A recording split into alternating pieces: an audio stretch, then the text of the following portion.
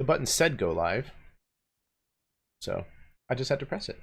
Hello, everyone. Welcome back. Um, we're getting the technical difficulties out of the way early.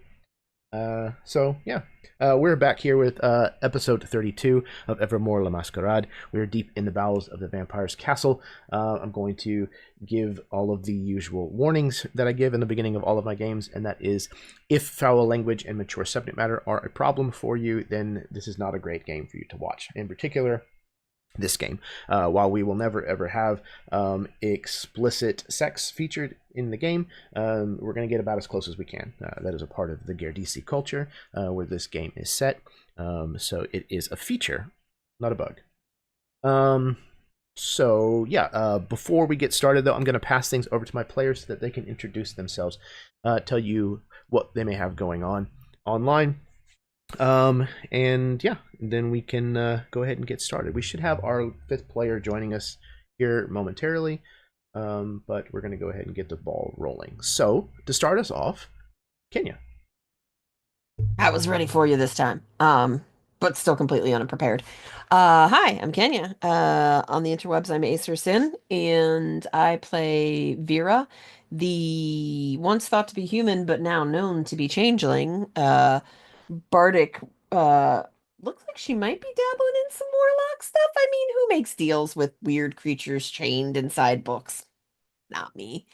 Um, and I'm ready to kill the rest of these vampire pricks that are hurting my girl that got kidnapped. My girl that a certain party member who shall not remain unguilty or nameless decided to brand her of his own free will last time. So I'm a little peeved about that. Typically this is the part of the conversation where I say, and I'm gonna pass it to you, Matt. But Matt's not here, so I get to do this. I'm gonna throw it to you, Em. Yay. I am M. I am playing Sylvie Levine, and yeah, super stoked to get into this. I thought that we were in a better spot, and then I looked at my hit points, and now I realize that maybe not so much. But at least we're not in the room with the babies. We just have to go back out that way, probably. So that will be fun. Yeah, super excited to jump in. Super excited we could get in before the Christmas break. So yeah, I will throw it to Austin. Not a lot to add. I'm psyched to get into this. I hope we are not as fucked as I felt like we were at the beginning of last session. I'm hoping that we can just, kill some motherfuckers and then teleport the hell out of here.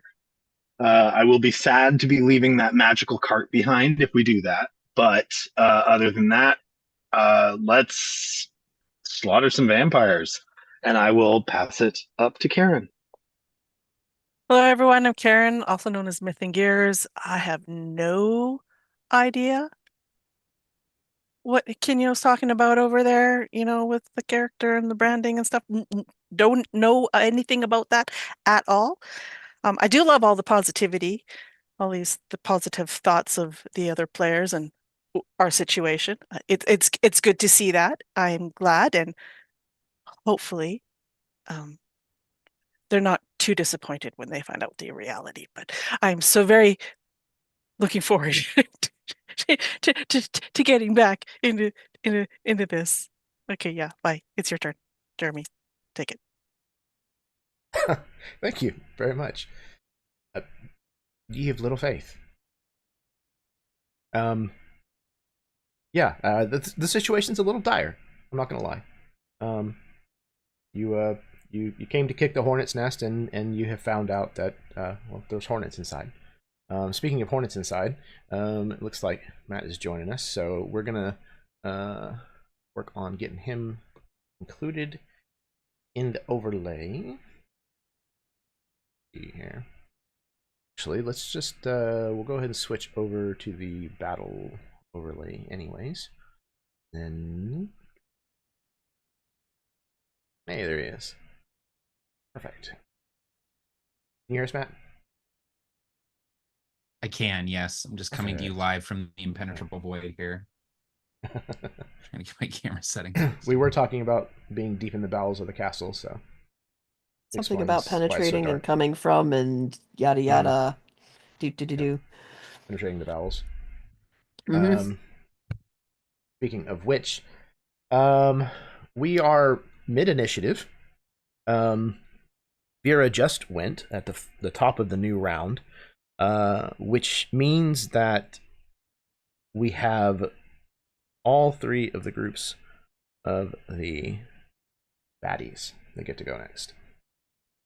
So we're going to start real strong with this one, but a little bit of a recap because it has been a moment since we played. So you had come here to the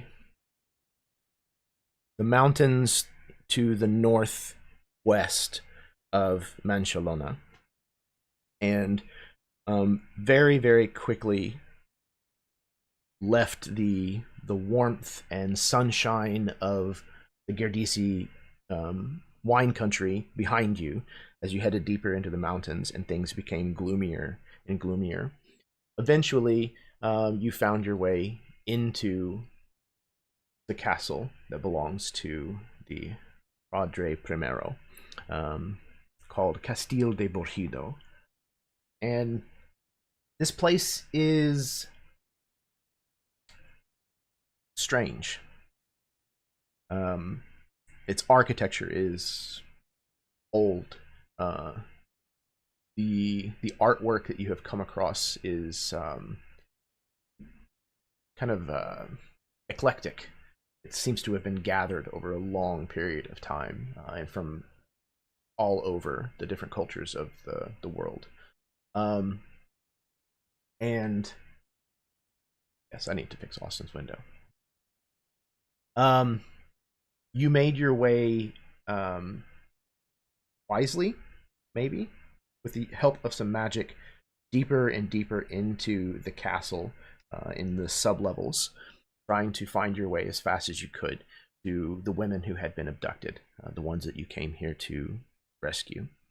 You have found a number of disturbing things down here, but chiefly among those things, you found a room where there was a ritual being carried out, and the abducted women were being branded by a group of individuals wearing iron masks, similar to the ones that you have seen before, although less assassiny and more clericy. Namely, they were being led in this ritual by a familiar voice, at least. You cannot see his face as of yet, because he also is masked.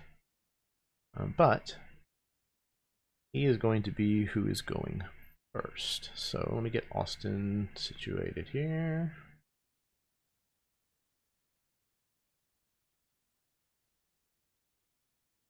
Part of him.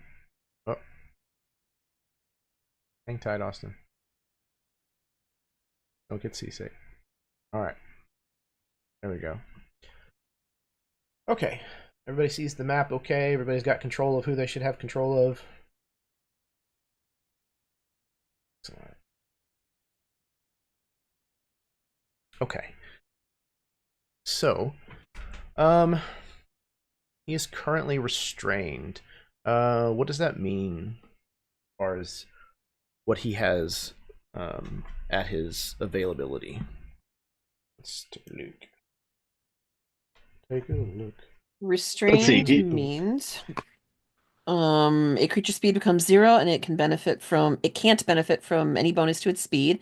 Attack rolls against it have advantage, and its attack rolls have disadvantage, and it has disadvantage on dexterity saving throws. Okay. And I'm assuming because he is encased in water, I don't know if he can speak or use like Ooh. How did you Verbal- encase him in water? What was the Watery cause of that? sphere. Oh, I don't have that one. Could you check that and It's see a if... sphere. Yeah, I'm looking at it now. Okay, A sphere thank of you. water, 5-foot radius, can hover. Any creature in the must make a strength saving throw. It's restrained and engulfed by the water. That's helpful. Thank you. Yeah, Spell not description. super. Engulfed by the You water. can. Hmm. Is there a way for him to exit it? Does he have to make a check to do Another. so? I believe it's another strength save. Let me double check. Oh. At the end of each of its turns, a restrained target can repeat the saving throw. Okay. So let's see here. It looks like the internet consensus is no, you cannot speak when inside a watery sphere, so therefore you cannot participate in a vocal semantic. Awesome. Makes perfect sense to me. Okay. Let's see. What is he gonna do? Oh. Okay.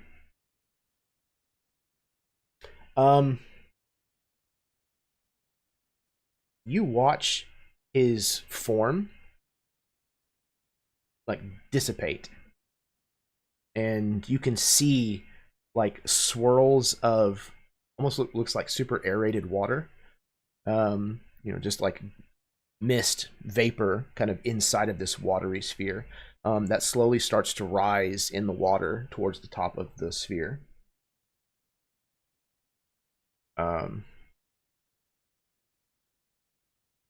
Is then going to exit.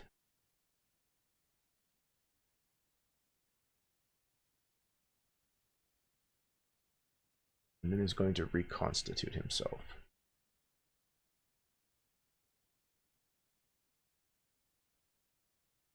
Just the ring. Okay, cool. But that is going to take his turn, I think. So,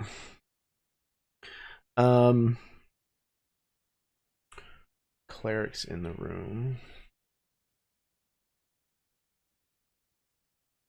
One is right by you, Chimeran. I think he's going to attack you. Let's see. Ooh, okay. The Mace of Penitence is what he is swinging at you. He does have multi-attacks, so there will be 2 of them. What is your AC? 16. Okay, the first one is going to miss. The second one, however, will hit. I need you to make a strength saving throw, please. Oh, good gracious. Oh, that's not terrible. 12. 12 is what you needed. Okay. You're going to take 6 points of bludgeoning damage. When this mace hits you, you feel an incredible compulsion to drop to your knees. However, you manage to shake yourself out of it, barely, before you actually do so. It's one of those things where, almost like the word in Dune, where like you almost see yourself doing it, and then shake yourself out of it. Okay, that was that one. This one here, I don't think he really wants to fight this golem. Oh, Well, that is too fucking bad for him. I know what he's doing. When the head of this ritual reforms, he points to cleric number 5, and he tells him to light the censer, and he points to the head of the sarcophagus here. This cleric is going to step here, which means if you'd like to take a swing at him, you may. Yeah, I absolutely would. may have forgotten to pull up the elemental, but I No believe worries. that is. I think he gets like a really ridiculous. He gets my level plus the spell level or something. Or let me.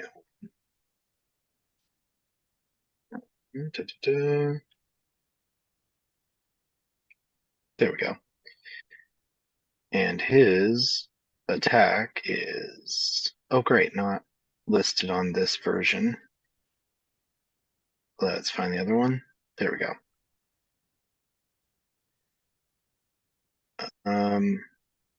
You know what? I'm using the wrong. Is that the wrong template? Shit. Sorry. You're all good. It's a Gotta fire double elemental, just Yes. as per the book, yes. right? 4th level. Yeah. Summon element. Oh, it's summon elemental. I was looking up conjure. Oh, okay. Yes. Fire elemental from summon elemental, and there we go. His attack is A 6? Is that right? It looks like here. Oh my god, why is this? Oh, 4 plus the spell's level. So Oh, interesting. no, that's okay. for damage. That's for damage, sorry.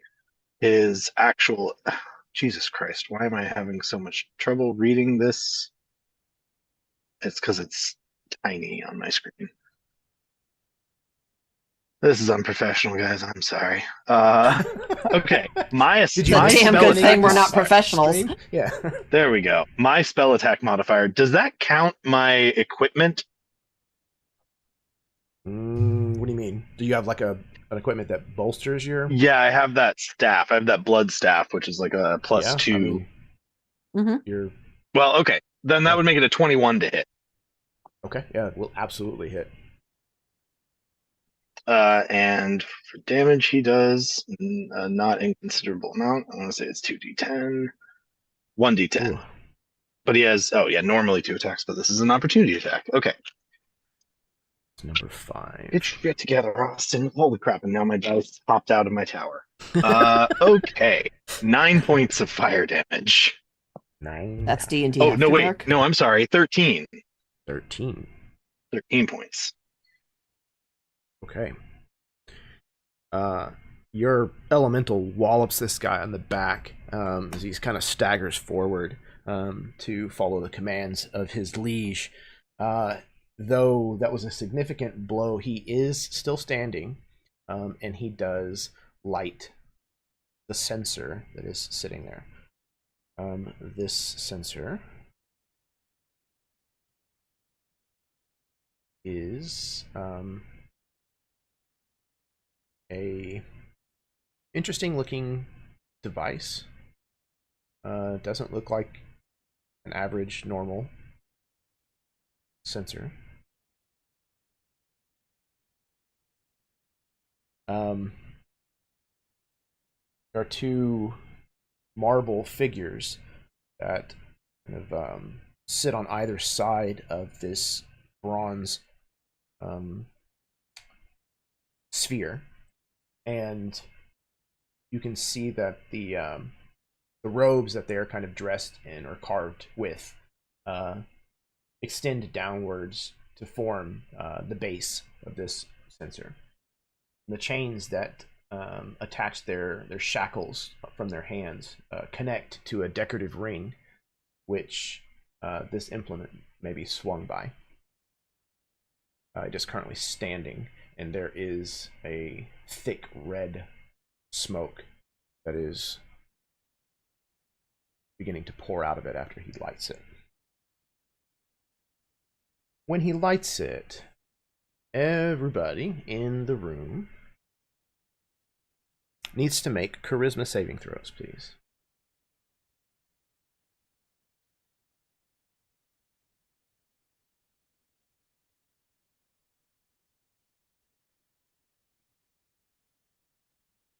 Eight, 9, 19. Is this a charm or a magical sleep effect? No, it is not. Okay. Then my number stands. I would like to use an inspiration to re-roll that die. Okay. That did not help much, but my Right. total is a 19. Oh, that's okay. So, Chimeran and Sylvie, the two of you are going to fall under the effects of this smoke that is being put off by this censer now. You are both under the effects of a Bane spell.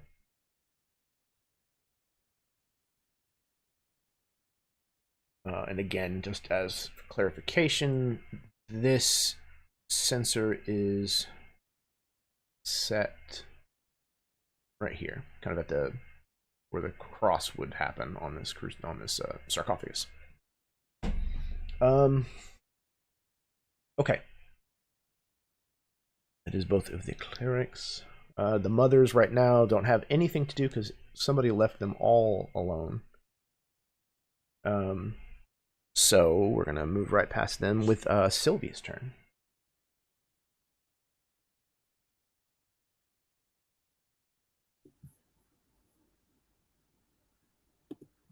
Hmm.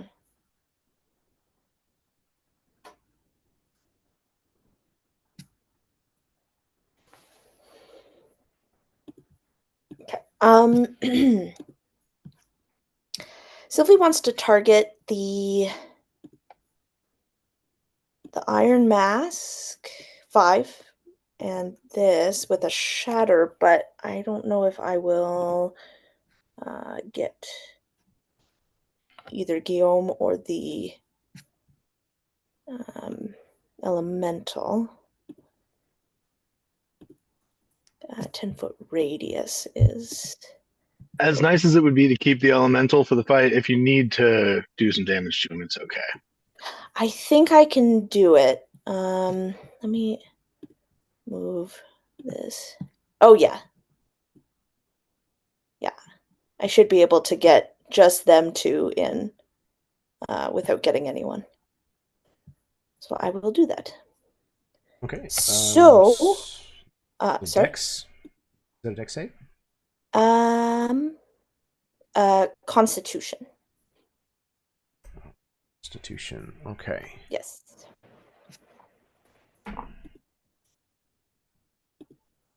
Okay. The Iron Mask fails. And the leader also fails. And I'm assuming the sensor probably doesn't.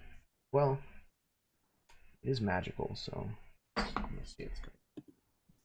Also failed though. And takes full damage. It's going to be a whole 14 points of thunder damage. Okay.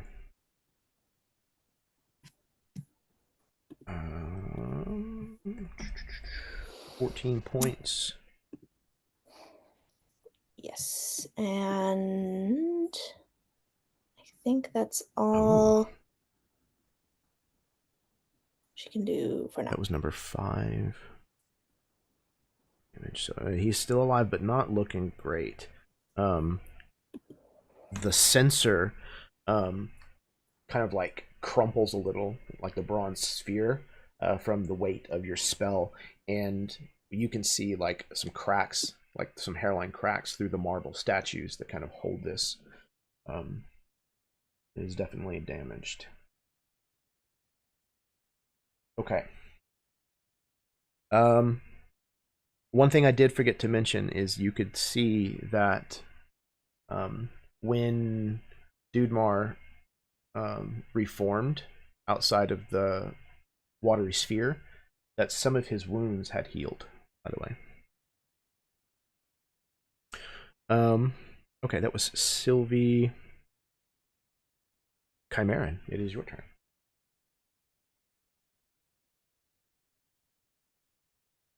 Well, I am going to try to attack this Iron Mask cleric number 6 because he tried to make me kneel before him, and I don't appreciate that, especially not after, all the other things that I've had to do. in this room. So I'd like to try and hit him. Allegedly. Allegedly done.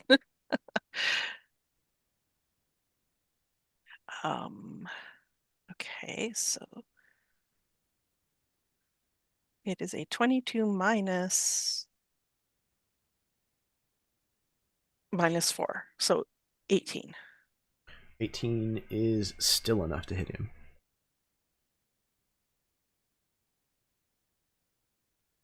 Okay, so he will take. I do not get sneak, right? Because he is, unless you're considering the chick eye. So the 3 on the ground right here in front have already been branded. So I'm gonna say they're not really in much of a condition to aid. Provide, like distraction. Okay, so that is a total of 10 points of damage. I believe it is just magical piercing, or like piercing, but it's a magical sword or rapier. Right. You said it was 8 points? 10. 10 points. Okay. Also, a significant hint, but he is still up and around. I would like to. What can I do? Okay, yeah. You are correct, Matt. It is only to saves and attacks for Bane. Thank you.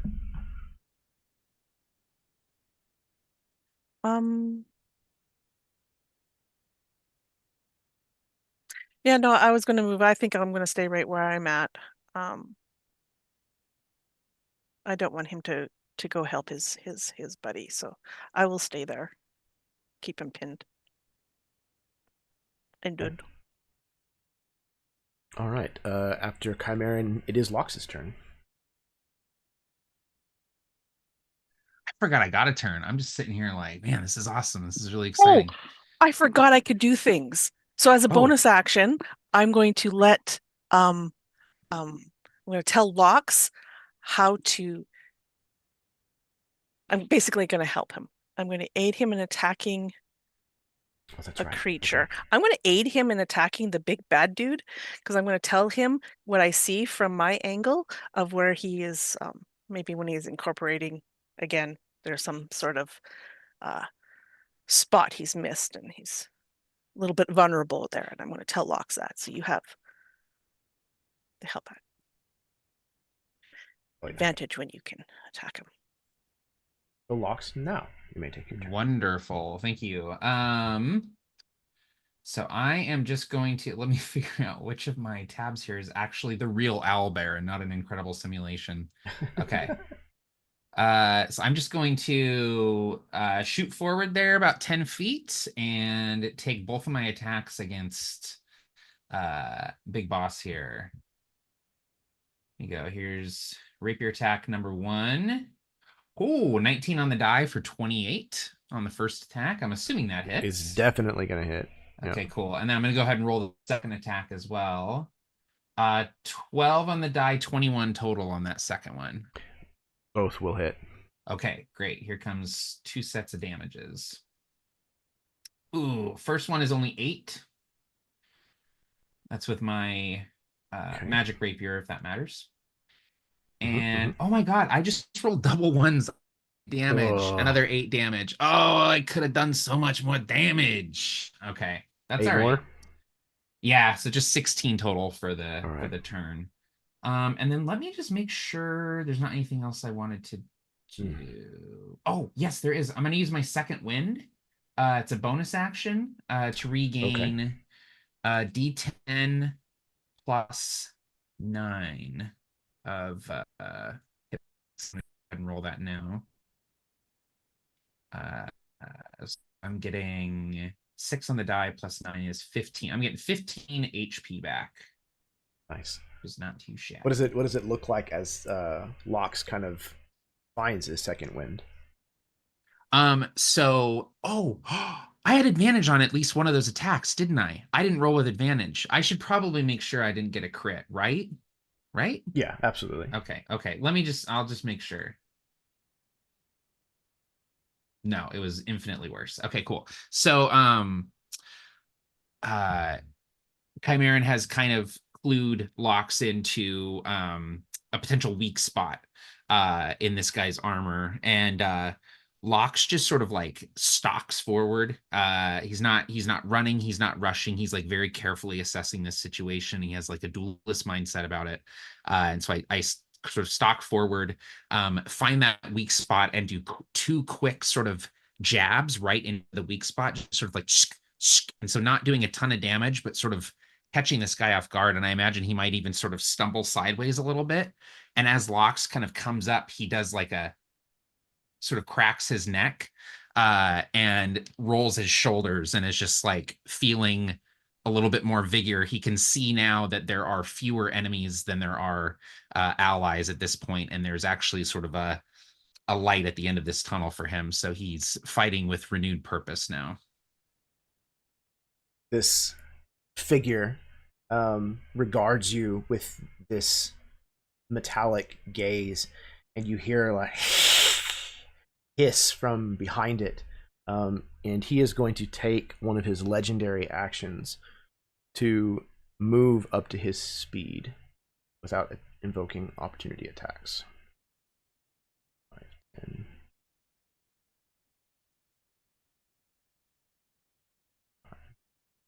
No, he's gonna move here. Oop. Okay. He moves towards this sarcophagus and like barely puts like a finger on this sarcophagus and almost like flies over this sarcophagus, like as if he weighed nothing at all. Lands on the other side and approaches Escanada, the one-armed elf that you have met previously. Begins stalking towards her. Okay, that was a legendary action at the end of Locke's turn. Guillaume, it is your turn.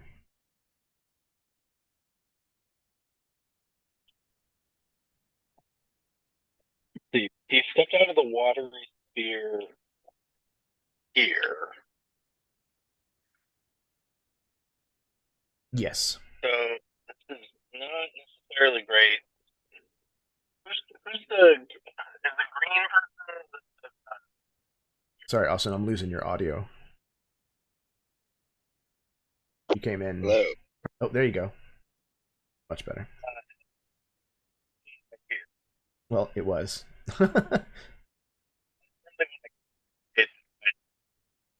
It's like cutting you off real bad.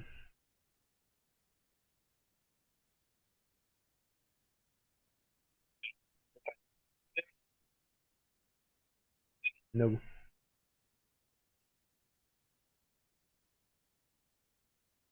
It's weird, it was working perfectly fine earlier.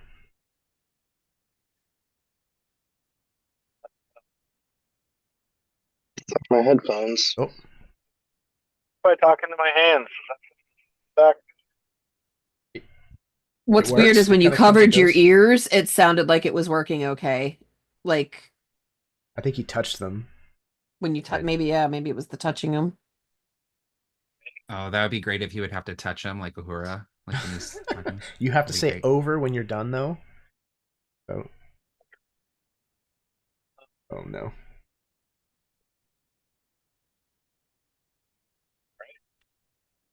I would say maybe if you know sign language, but because I don't know sign language, it wouldn't be helpful at all.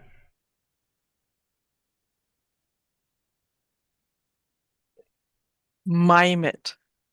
Oh no. You have to act it out. 2 words. Sounds like. Who's after Guillaume? It'll wrap around to the beginning of the round. It'll be your turn. Okay. Okay. Well. Okay. Yeah, if you want to work on. It thinks it's working. Oh, Can you still not hear me? yep, that works beautifully. Okay, cool. Then what Okay. I'm going to do is send the watery sphere straight towards Iron Mask Cleric 5 and the sensor that he has lit. I know it's magic, but I'm Oh. hoping that the water will have some interaction. I'm guessing because it's a pretty big sphere. I think it's a like 5 foot radius.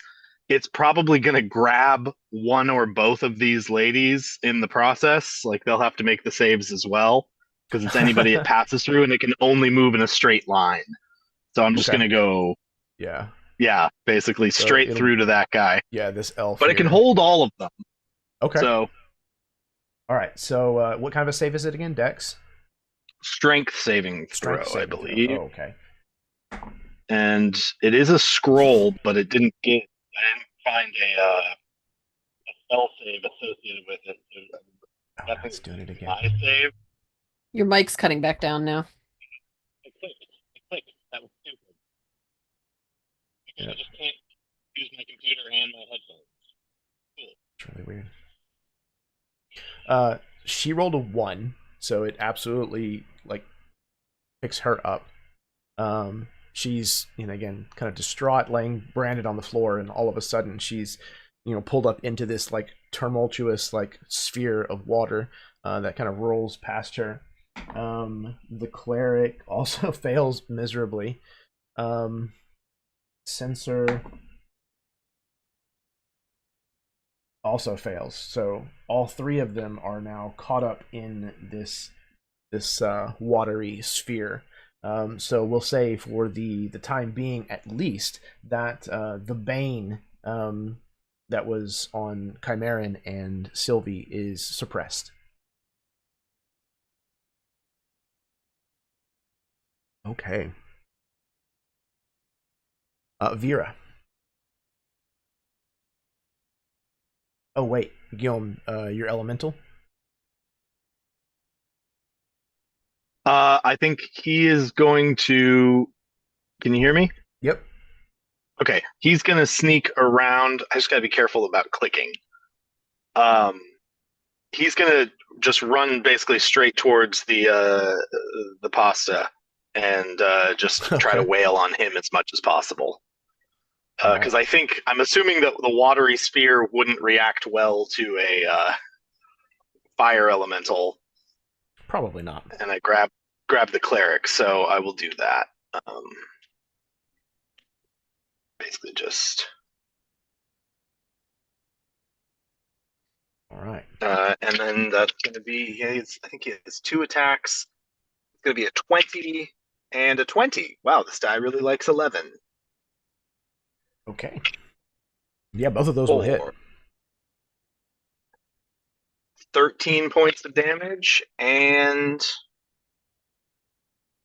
14 points of damage. 27. 27 all up. All right. Okay.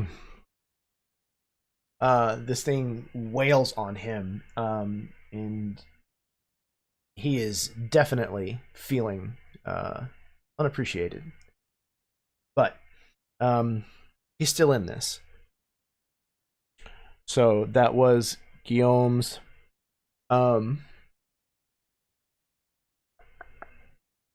He is going to take another legendary action to grapple Escanada. Okay. Wow. So even though she puts up a considerable amount of fight, he still manages to grab a hold of her with his very obviously superhuman strength. Vera, we're back to the top of the round with your turn. Um,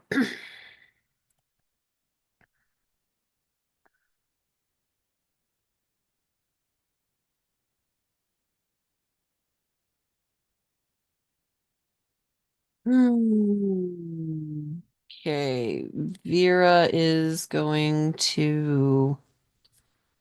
Oh, shit, I'm prone. Damn it all. Um,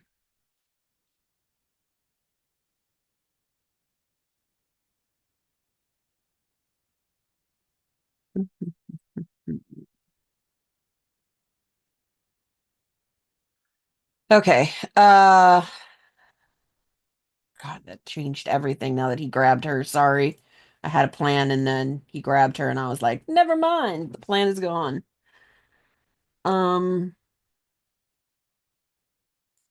So Jeremy, I have a question. Are you willing to, barter a little bit as DM? Like, With points of inspiration? Absolutely. can I use one of my points of inspiration to get the extra movement I need to get over to Escanada? Where are you at? Like, because I don't have the movement if I stand up to do it, because I lose half my movement, and there's a big old coffin in the way. Yes. Okay. Yes. If you want to spend a point of inspiration, I am totally okay with that. Oh my gosh, I just deleted your. Where did I token. go? I tried to delete the ring off of it, and instead it just deleted your token instead. Guys, Vera just poofs. She grabs her necklace and gone. She's like, I'm nah, out. fuck this. I'm out. Yep. Deuces. Okay, so Vera kind of like jumps up. I don't have control now. Yeah, I'm trying to. There we go. Yep. Vera jumps up and she kind of seeing if you would work your new friend into the flavor of this for me. My new friend? Mm-hmm. Your pen pal. My pen pal? What do I have a pen pal for? I'm confused. The one from the book. Oh, that pen pal. Yeah. Mm-hmm. I think maybe that might be the reason you have this extra movement. Yeah.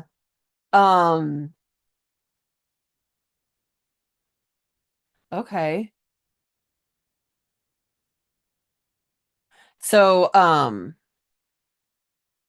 as Vera kind of like goes to jump off the ground from like to kind of lift up off the ground from where she's laying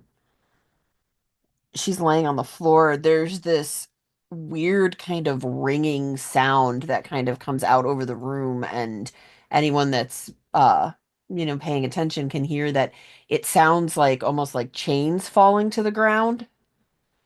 And so it just takes a little bit less effort for her to get off the ground than normal, and she kind of like just very quickly and determined she stands up, and she almost when she's walking she almost has this kind of very, I don't want to say hulked out or something, but she's just this very upright, determined look on her face as she kind of walks away, and the sound of chains maybe trails behind her a little bit. And she runs over here and she gets right next to oh well, that thing is in its way, so she's going to come around this side. Okay, yeah, there you go. Over to where Escanada is, and she reaches over and she touches Escanada and she says, Don't worry, you're fine. We're going to save you." And she reaches out and she's going to cast protection from good and evil on her against undead. Ooh, So he okay. will have disadvantage on attack rolls against her. And she can't be charmed, frightened, or possessed. So she's basically protecting him from aberrations, celestials, elementals, phase fiends, and undead. Yeah, because you see as you get over there that he's grabbing a hold of her and he's trying to bring her closer to him to try to sink his teeth into her neck. Yep. And so, Okay. yeah, that's what she's going to. That is her action for the turn. I don't really have any bonus actions I can take because my bardic inspirations are all gone. Yeah, so she runs over there, does that, and then kind of grits her teeth as the inevitable retribution from the pasta primavera is gonna occur. All right. So it is his turn. Beginning of his turn. He does regenerate some damage. You watch as the burns, the charred flesh from where the elemental has struck him, miraculously heals and returns to kind of a pale color. Let's see. Oh. He begins to gesture. And he extends his hands in the direction of the watery sphere that is engulfing his cleric. And he begins to draw towards himself and change his the position of his fingers in his hands. as he also summons an elemental, this one made of water, which immediately kind of like into shape and then starts swinging at your fire elemental. So that is his action. He has no bonus. Really, Padre, if you wanted to go to the spa, you could have just asked. We don't need a sauna right now.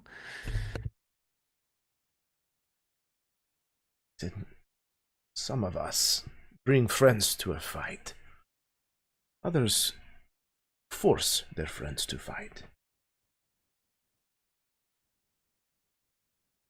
Okay. So he has no bonus action, so that's going to be it for him. The clerics. He is still contained in the watery sphere. So I don't think he can do anything.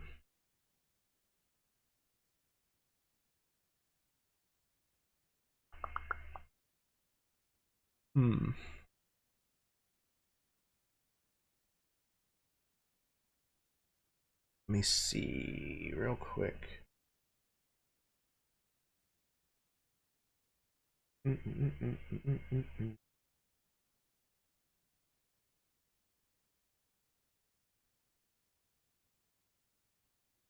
Okay. So he is just going to try to repeat his saving throw then. End of his turn.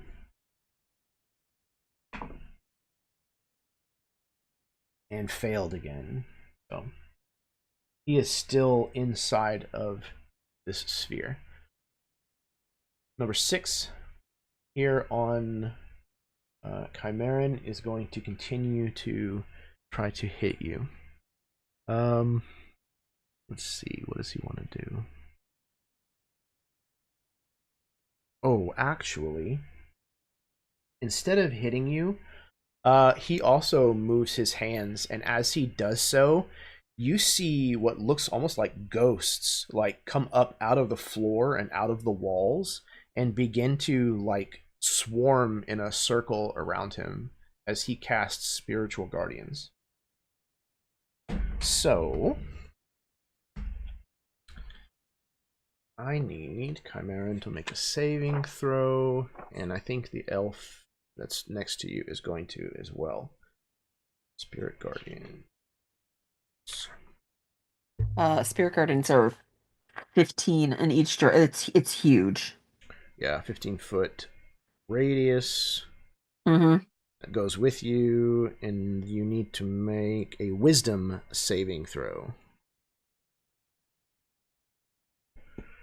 Woof. She needs a wisdom save. She passed. Wow.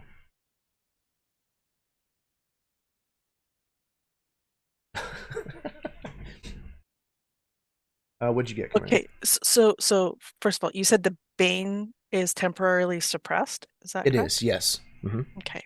I'm not going to keep that roll because it is very bad. So I'd like to use an inspiration as Okay, I call sure. upon everything I hold dear, and I'm going to try that again. Slightly better. That's a 15. Okay, 15 will pass. So you will take half of a die that is lost to me forever. Oof. Alright, so full damage is 18 points of necrotic.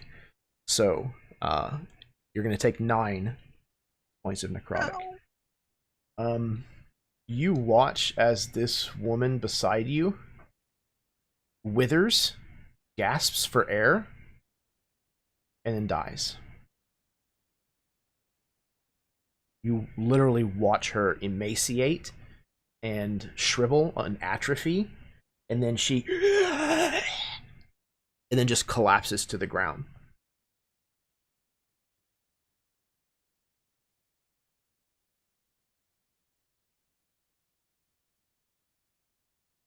Yeah, awesome. Exactly.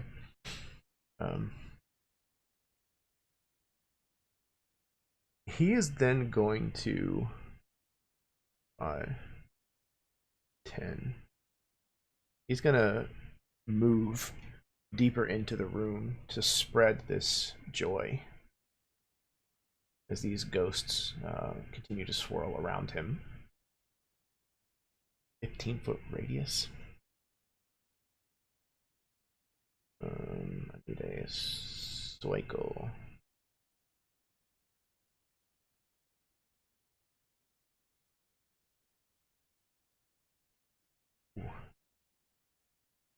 Right. It's huge. Nope, I don't need another one.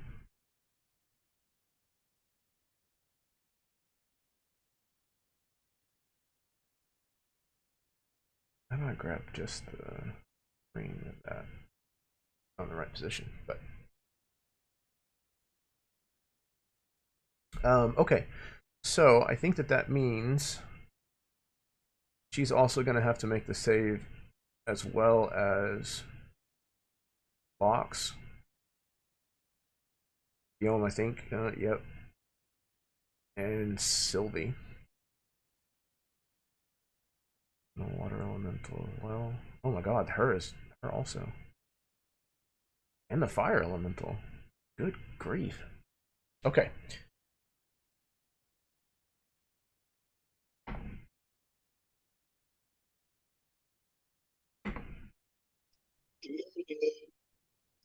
It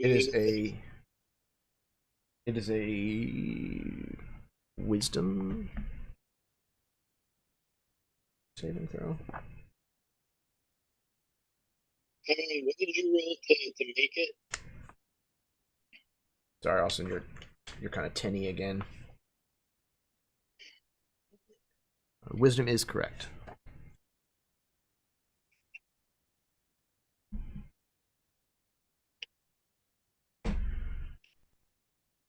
Okay.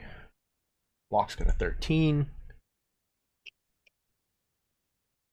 3 for the elemental and 13 for Guillaume.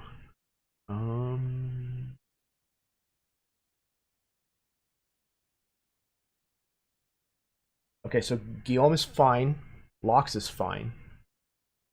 Sylvie and the elemental and both of the women fail. We're just going to keep the same roll as last time because it's all part of the same turn. So if you failed, you take 18 necrotic. If you passed, you take 9. However, it does mean that both of these women also succumb to this effect. Okay. Sylvie, your turn.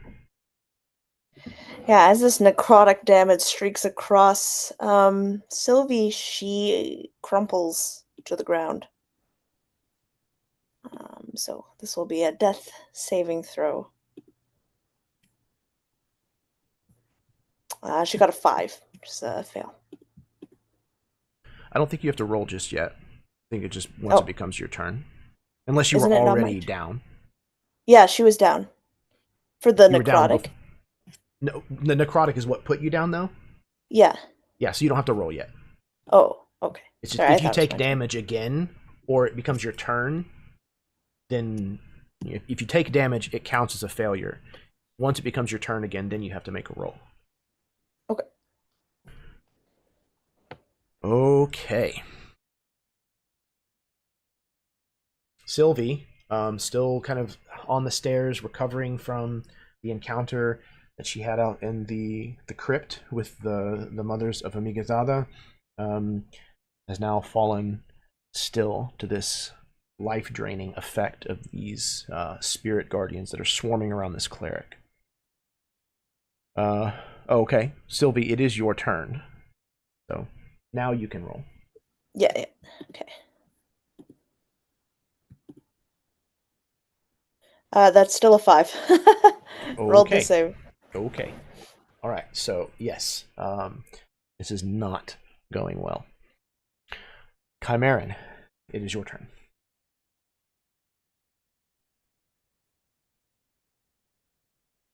I would like to use a bonus action to disengage. and I would like to move to Pasta Primavera dude. At which point I am going to strike out with my rapier right in his backside there. Bane still suppressed? It is still suppressed. Okay. That's a 14. Does it hit? Oh, hang on. A 14 is not going to hit, but however, you started your turn inside. Oh, so I probably Spirit didn't Guardians. get there. So I need you to make another wisdom saving throw, please. So that's a 13. That is a success. So I'm going to take half necrotic.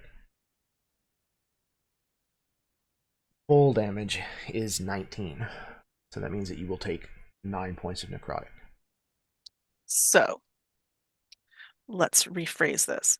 As Chimeran turns to disengage, he collapses to the ground. Okay. Box. Your turn. Okay.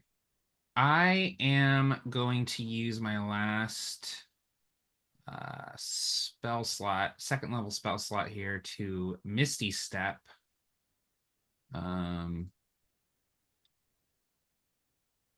Here. And I will go ahead and do 2 attacks because I believe, is Misty Step a bonus action? Right? Yes, I believe so. Yes, it is. 1 bonus action. Awesome. Okay.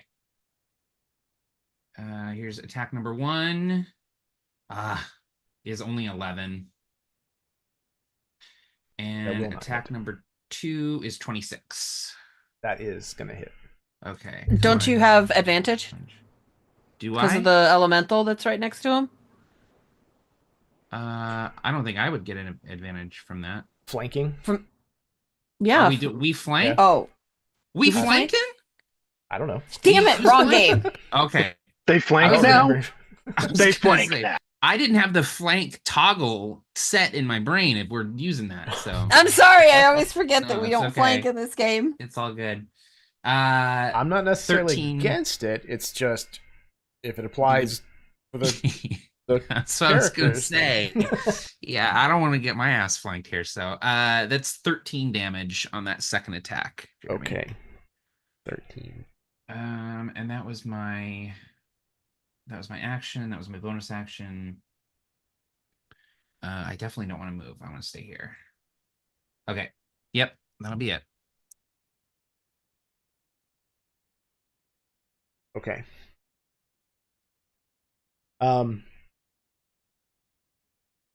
Kind of taking both Vera and Lox in as he addresses you. He says, "Are you sure you do not want to surrender? It looks like you are running out of compatriots."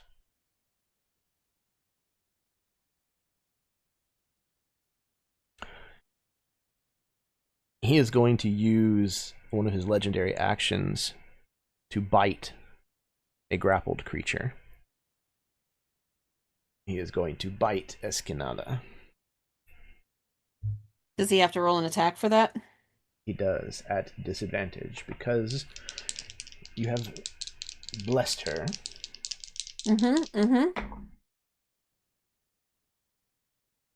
Blessed her with your your whorish magic. All right. Disadvantage means he is going to miss her. Nice. Wow. Okay. How does your blessing interfere with him trying to bite her? How does it prevent this? I think right as he goes to bite her, because she's a bard, and that's what Vera does. It's like this weird kind of discordant kind of voice from everywhere but nowhere at the same time just says, "Oh, hello, pasta. Can't get it in, can you?" And it just kind of like distracts him, and he like slides to the side and like as she insults his virility in both his a vampire masculine and virility. vampiric way. Glorious. Okay. So that was a legendary action. Failed. That was after Lox's turn. That brings us to Guillaume.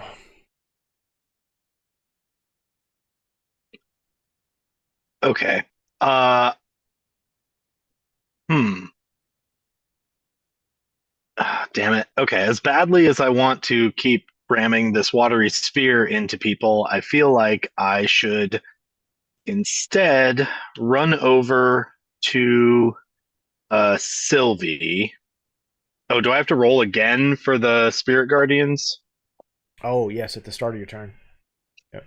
Oh, Lox. Oh, I need you had to do that in the beginning of your turn as well. What's that? I'm A sorry. wisdom saving throw. Oh, yeah. so that one's better for me. I got an Roll that 18. it's- Okay. So half damage. Is he rolling Mhm. again, or is it the same No, damage? it's the same. Yeah. Okay. Just do it once per round, so it's going to be 9 Cool. per pass. Oh, that sucks. Yeah. This is the I'm pretty sure this is the first damage I've taken this this combat. That and it already I'm like half health. All the So- eyes like glare at Austin. Yeah, I know, right? Okay, That so cloak Lox, was doing that good is work. also a pass. So you'll take 9 as well. Okay, Guillaume, sorry to interrupt you. Please continue. No worries. So I'm gonna go. I already took the damage, so I'll just wade through them. And I want to get over to Sylvie. Is it? It's an action to give someone else a potion, right? So Correct. I probably couldn't. I couldn't. Could it be my interaction, my object interaction, to like try to drag her back a bit? So We're still going to be in Yes. the radius. that's but what I was going to say, though, is I don't know that it would necessarily, unless you go back out into the crypt. which Austin? I can't remember if that's open or not. Austin, can I make a suggestion? Yeah. I can healing word because giving her a potion isn't going to do anything because she's just going to get knocked down again because she's going to start in his. That's true. That's It's true. going to be a It's just waste I of a just resource. So Yeah, if yeah. you stay where you're at, back up out of his stuff so you're not in it anymore and you're spread further out, and then just try to pummel the shit out of him because if you can break his concentration, you can get the stupid thing to drop, and then we can heal and not have to worry about Okay. losing people as soon as they pop up. Love it. I will do that. I will go back to here and okay. What's the radius on a good old fashioned fireball? Because I think I got one of those left in me. It might be too big. I Double mean, check. a fireball's probably going to fill this room. 20. Yeah, 20-foot radius. Okay, that's a bit much. That's the definition of overkill. So instead, I will send some. I'm pretty sure that Austin's or Guillaume's wizard card just got like a little tear in it or something for saying that a fireball's too much.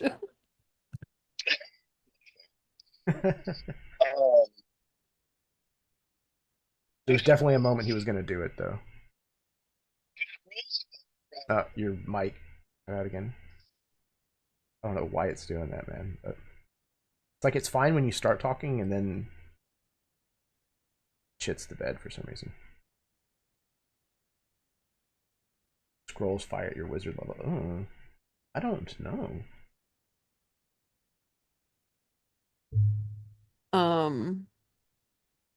Do scrolls fire at your?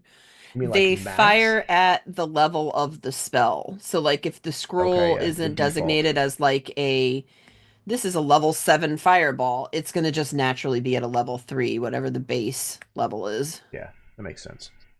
for the spell.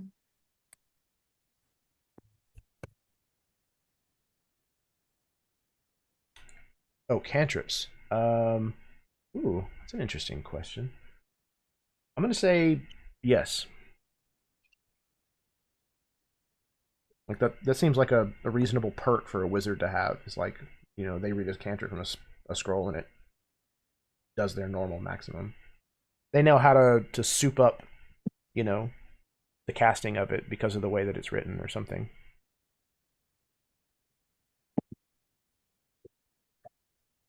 Can you guys hear me now if I just talk into the computer? Yeah, it's a little tinny, but My, I can hear you. yeah, I think that's the best I can do. All right. Well, I guess that discussion was meaningless because I'm going to use a guiding bolt scroll on him. Okay. Is that a to hit or a saving throw? That's gonna be a ranged spell attack. Okay. Okay. I have a real high modifier on that, and I rolled a 13, so that's gonna be a plus 11. Yeah, 24 Okay. to hit. That something yes. tells me that hits. This is And cleric 4 6. You're targeting. Yes. Yes. I'm Okay. gonna drop that spirit guardian if I can. Understood. So 11 becomes 17 points of radiant damage. 17 radiant damage. This is number 6. Takes all of that, and now he has to make a saving throw for half the damage or 10, whichever's higher. So DC 14. No. DC. What was it? It was 17 damage, so DC 10. It's DC 10, yeah. Yeah. It's a con save, which he failed. Okay. Guillaume, what does it look like as your spell causes these ghosts to retreat? I think this is kind of a spell type that Guillaume's not necessarily familiar with. He doesn't normally cast like radiant magic. So it like the spell's form is not as shaped by his mind, and it's really a much more simple thing than anything he would normally conjure, of just like basically a ball of white light that rushes towards the guy and explodes.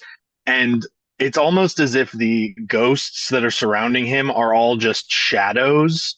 And as soon as the light flashes bright enough to eliminate the shadow, and then it recedes, the shadows are just gone.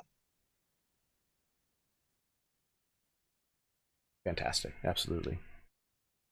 And the next attack against him has advantage. Excellent. Yeah. So he's because kind he's of still like, got a dim glow. Right. He's kind of like staggered, stunned, and a part of that white light is like clinging to the edges of his like dark iron mask and armor. Okay. Then the elemental is going to keep pummeling on the pasta primavera, and that's going to be a 14 to hit and a 21 to hit. The 14 will miss. The 21, however, will hit. Okay, that is going to be 14 more points of damage to him.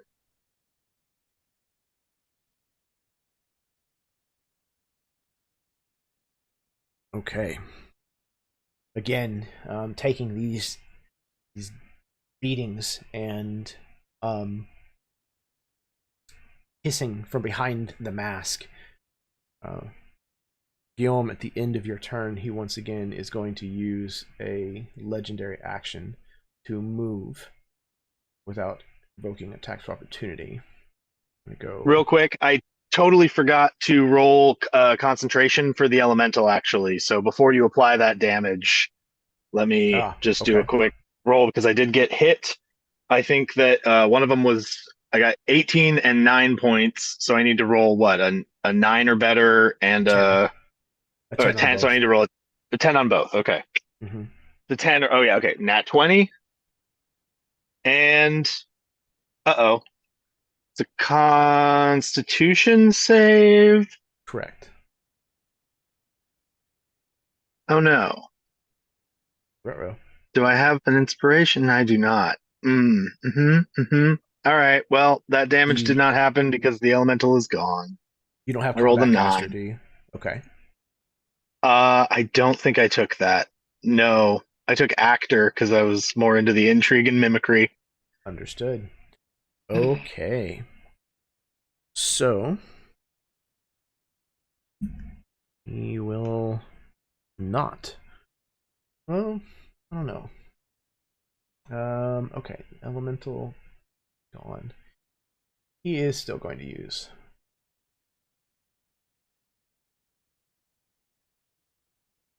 Gonna fall back to here and is going to initiate a grapple with this other woman here.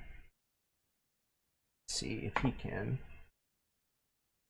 succeed in grabbing a hold of her. Oh. Okay.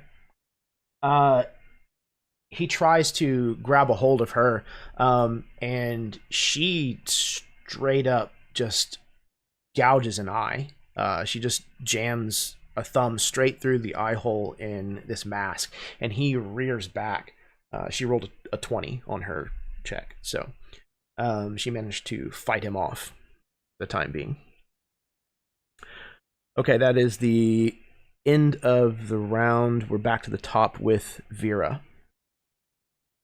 Vera is going to look in the direction of Sylvie laying on the floor over there, and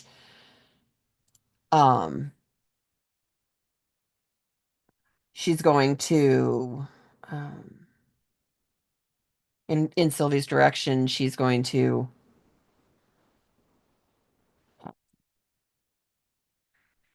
she kind of gets this air of well, I mean, shit, I'll say it. She gets this very like kind of dominating air of like a mistress, and she just Sylvie, I am not done. I need you. And she's gonna like throw healing word at her.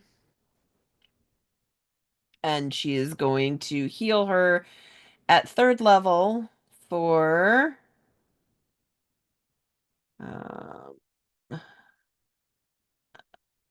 why did it not what the heck? For 11 hit points.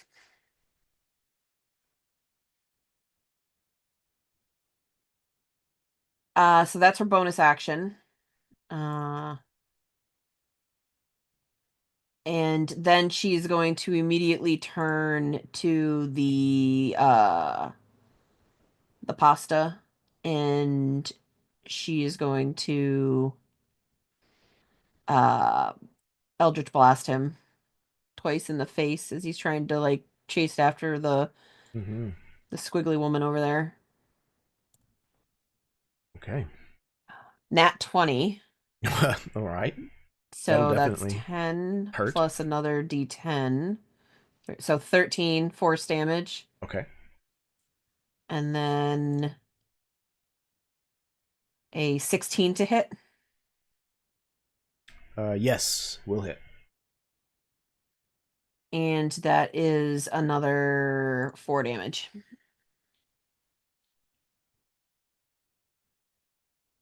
Okay.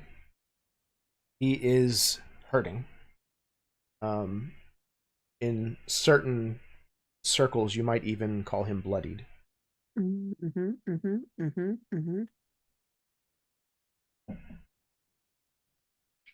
You staying put? That was her. She is going to, yeah, she's going to stay put right there. There's no reason for me to go anywhere. Okay. Okay. It is his turn. He is no longer bloodied as he recovers some of those wounds. He is... What is he gonna do? Oh, you know what? I never took a turn with the damn elemental. Okay. He is going to...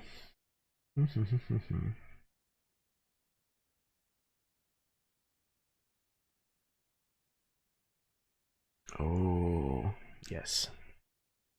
He points directly at you, Lox. and you see almost like the room darken as he looks at you, and you notice like these pinpricks of red light emanating from beneath his mask. The exterior of your vision like clouds to blackness. It's almost like this tunnel seems to like develop between the two of you. I need you to make a Constitution saving throw, please. Okay, that's my good one. 17. 17 will pass half as he casts Blight upon you. Oh my. You're going to take necrotic damage to the tune of...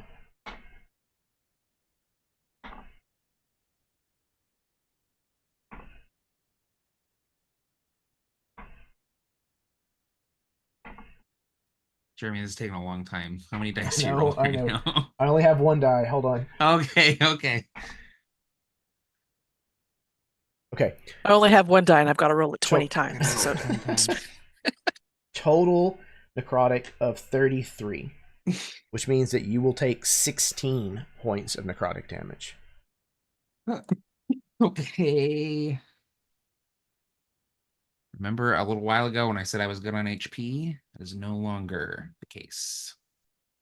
All of you who witnessed this see an ephemeral, like a spiritual version of Locks like be drawn forward, almost as if like with a tether, and drawn towards this masked individual, as his life force is leached from him.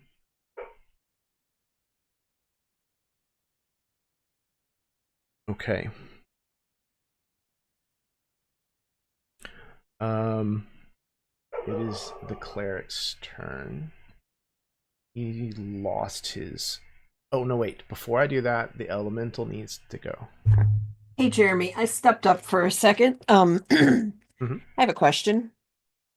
I might have an answer. I have another inspiration point banked because I never use mine and I forget about them. Can I step in front of Locks and take that damage from him?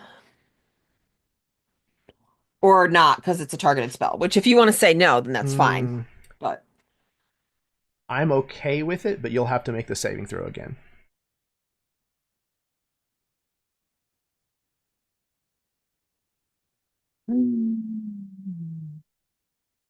okay, I'll do it. You doing it? Okay. Toss you an inspiration point, and then I need a Constitution saving throw, please.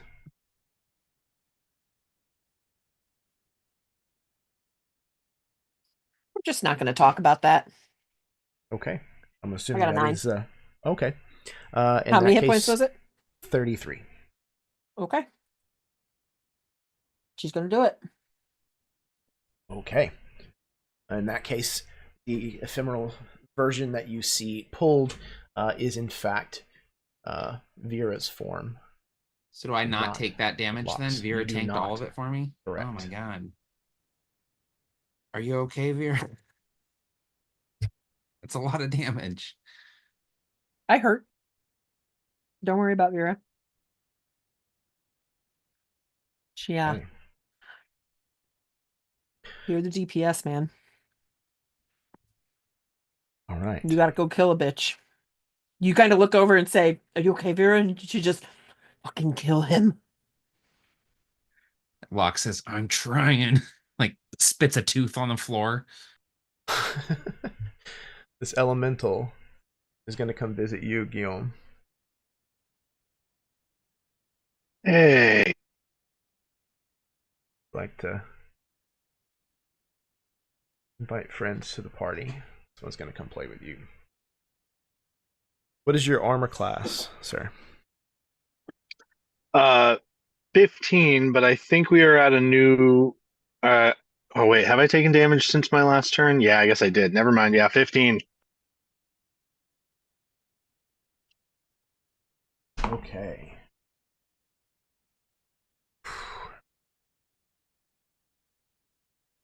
They do have multi-attack, so it will attack twice. However, it's only going to hit you with the first one. its slam attack.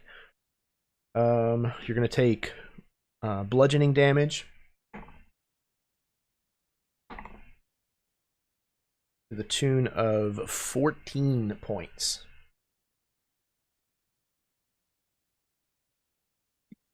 Cool.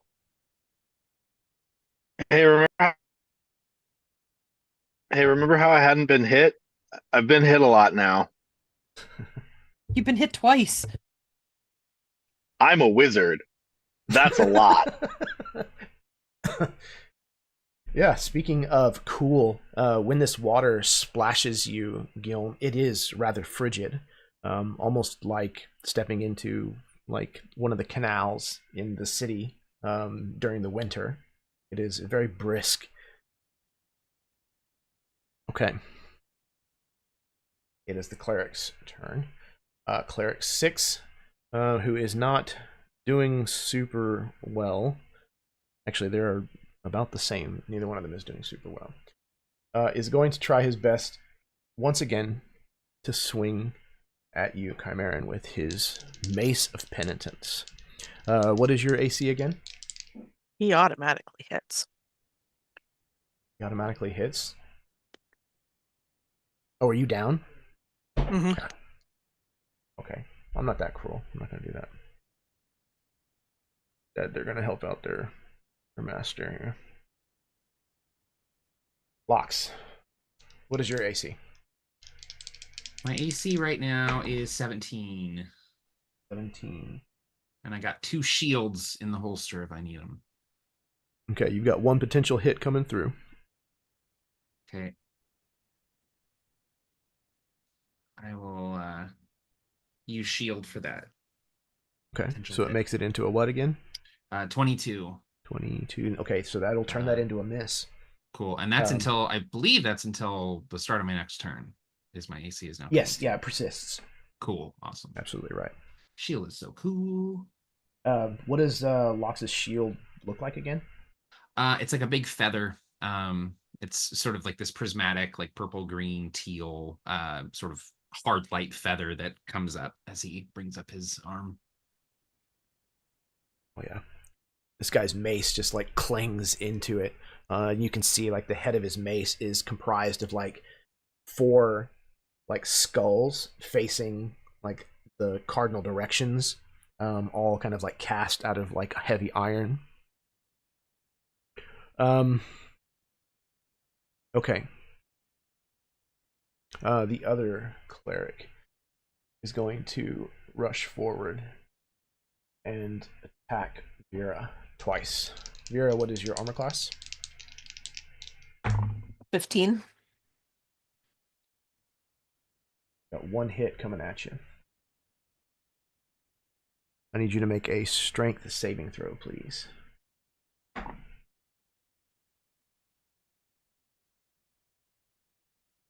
Nat 20. Okay. You take 7 points of bludgeoning from this mace as it connects with your collarbone.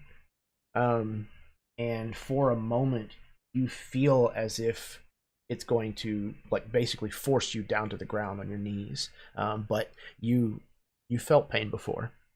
You've suffered before, and you managed to clench your teeth and keep your footing. Okay, that's both of the clerics. Okay. Sylvie, your turn. All right, Sylvie was prone. She's been revived, so she's going to get up. Oh boy.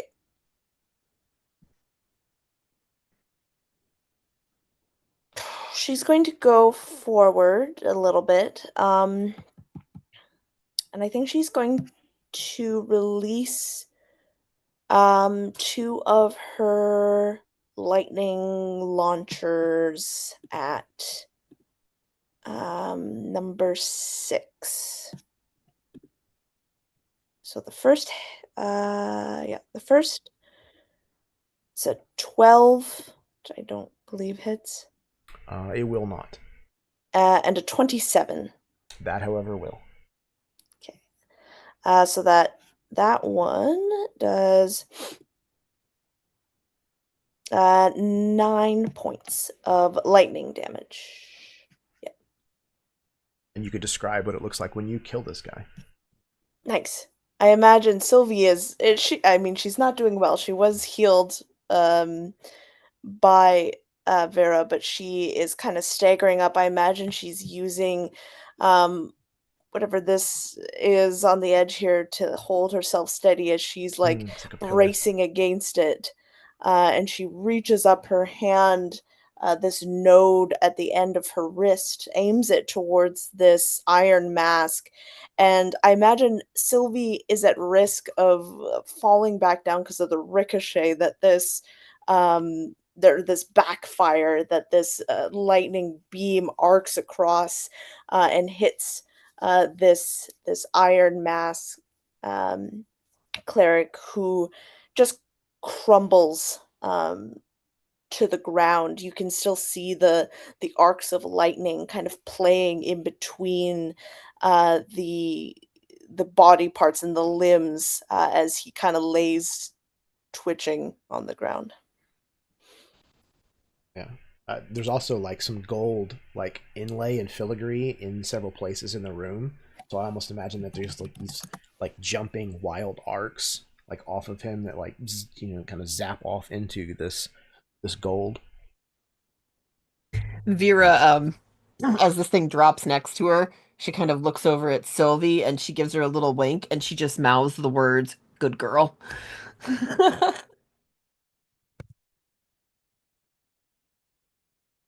All right. Padre is going to use a legendary action to bite this grappled girl that he has, this woman. And sinks his teeth and drinks. It is...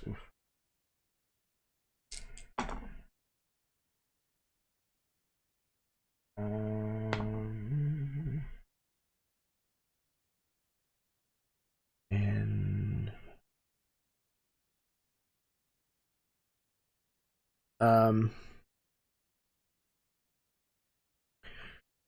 knits some of his wounds closed, and you watch as, similar to the others, he drains her dry, drops her to the ground, discarded.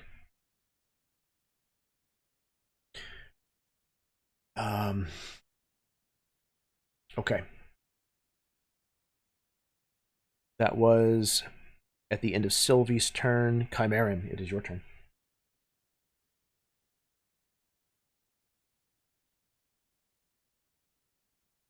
I rolled a 6. Okay.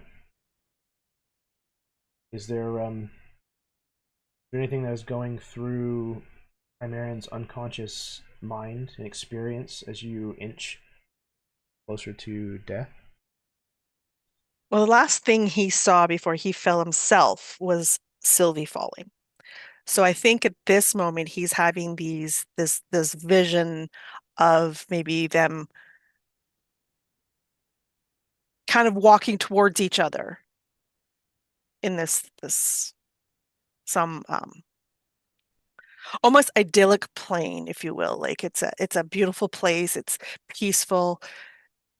The wind is breezy and nice, and there's flowers, and The grass they're is just walking tall, towards. and you Yeah, can see like the waves of the wind, like just absolutely. yeah.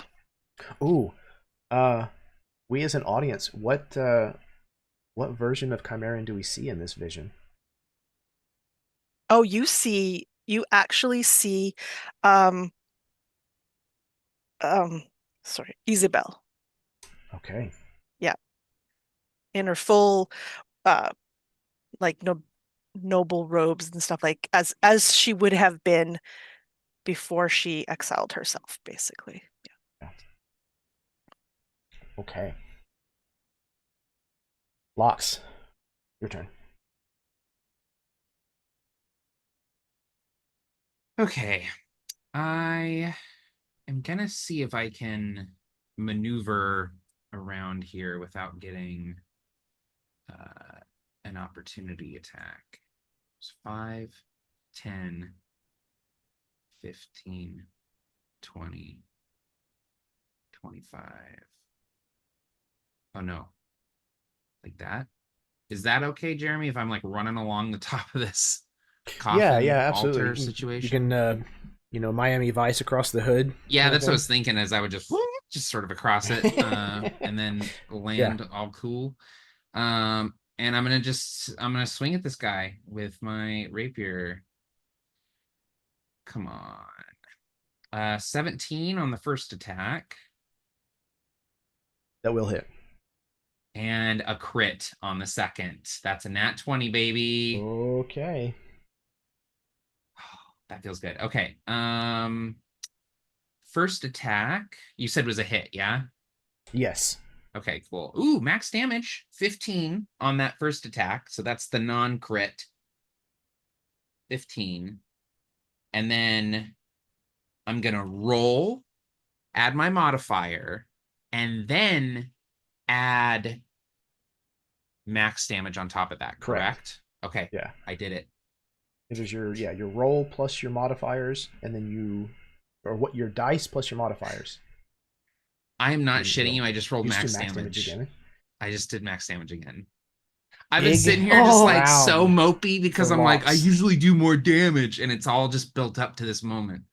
Okay, so that is 15, 15, and 15 for those two attacks because one was a crit. So that would be what, 30? 45 damage? Yeah, 45 damage. Jesus. That's some wizard damage, man. That's some wizard damage. So Vera told you to kill him. He is not I'm doing it. He is not dead. But please describe what it looks like, Lox, as you pull off this incredible feat.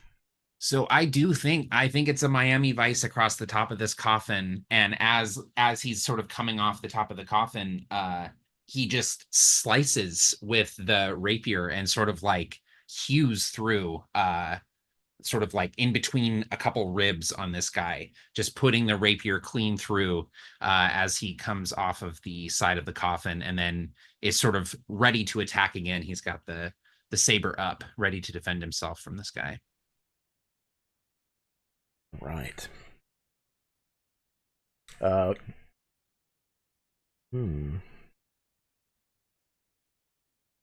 Let's see. He drank. He is going to use a legendary action.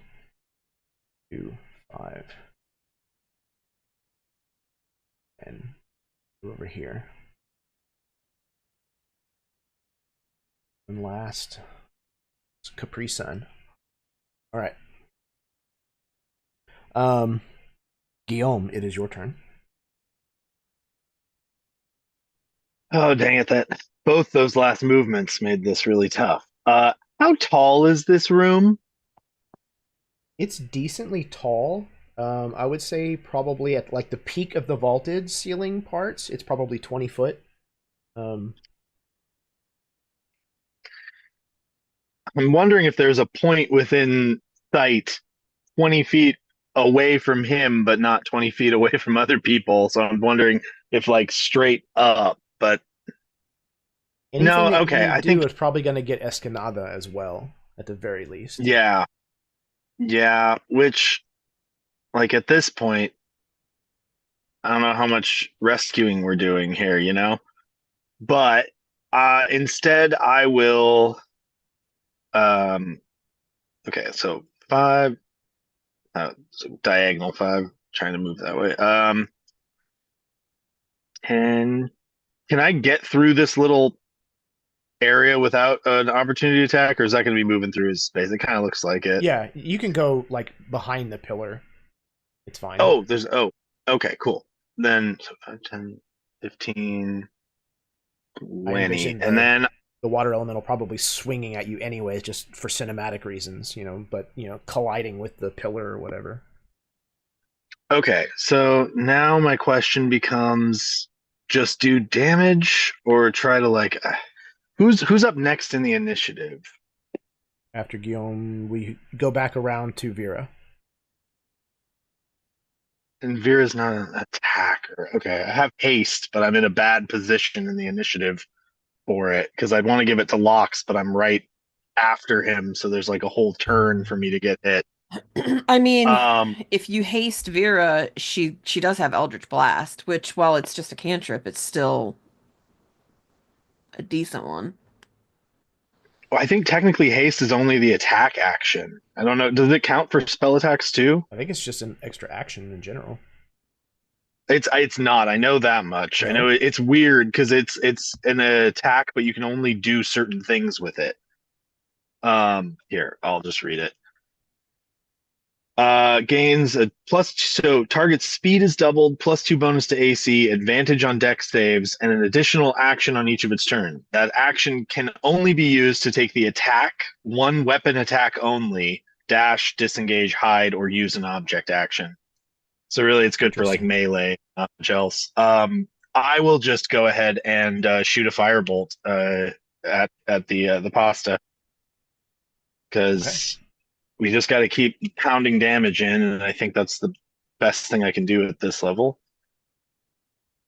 Doesn't level up till 11th, right? Yeah, and we're 9th. Okay. This should be 2D. Yeah, it's going to be 2d10.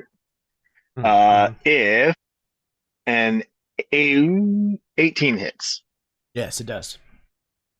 Awesome. And so then 4 plus 7, 11 points of fire damage. And Hardy.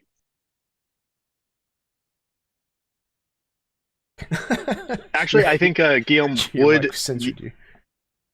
in this situation, since it's like try to get some information out of this if we can. So I'm just gonna yell out like, so if this is all so hopeless for us, why don't you just tell me what Lavinia's part in all this was? And then I'll fire the firebolts like right after saying that.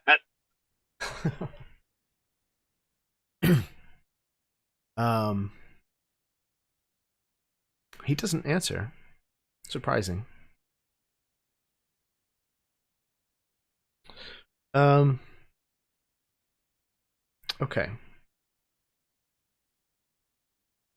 He's out of legendary actions. So it is going to loop around to Vera's turn.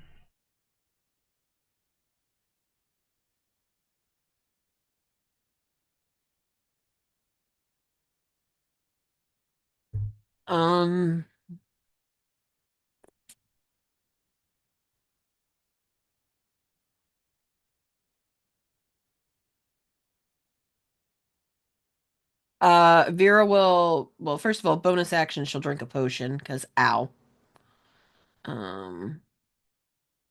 So she will drink that. And it's only 6, but it's something.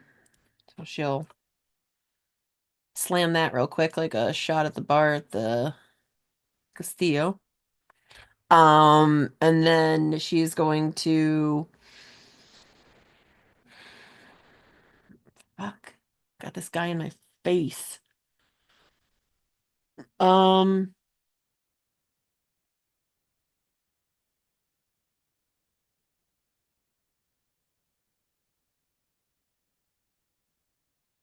I move Vera right here and cast...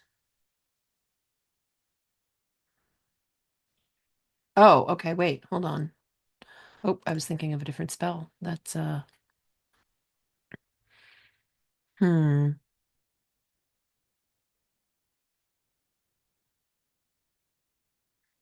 put it there, it's gonna hit locks. If I put it here, if I put it here, it'll... Okay. Vera is going to cast a level 2 shatter back here in this space right here. Okay. Kind so of in that she the can. back corner of the alcove where the angel Mhm. is. Yep. So he It needs is a Constitution save of 16. Okay, con of 16. He failed. Shit. That is 14 thunder damage. As she kind of just she just takes her hands and she just slams them together, and the sound just kind of ripples out, and when it hits that spot in the back room, it just boom, and I'm assuming pieces of that statue go flying off and stuff too. Yeah, So absolutely. That's probably a good portion of the damage that he took. Is just basically like the shrapnel that's like flying out of this this concussive detonation that you just triggered. He is incredibly wounded. However, he is still alive. I have a question. Does he roll a Constitution save on this elemental now? Oh yes, Didn't he summon absolutely. that one? Because I don't think we've been rolling those. We have not. Thank you for reminding me. Con save, and it's just a DC 10. How much did you do? It have to be a 10. We did 14. He did. He's fine. Does that mean for Matt, he either needs to take? Does he need to take what, 3 con saves or one with a DC of 22? I'm rolling a few more. Okay, yeah. He absolutely lost it during the critical that Lox delivered. So the water elemental is no longer around. Okay. That was Vera. It is his turn. He does a little bit of self-love.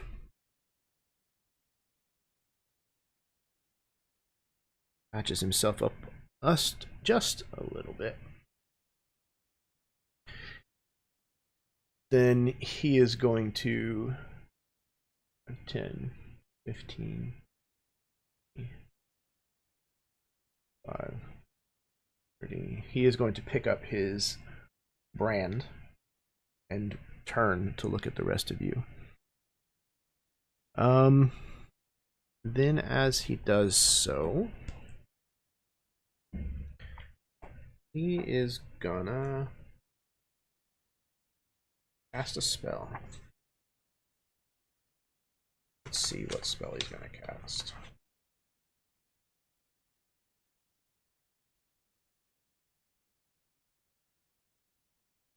Ooh.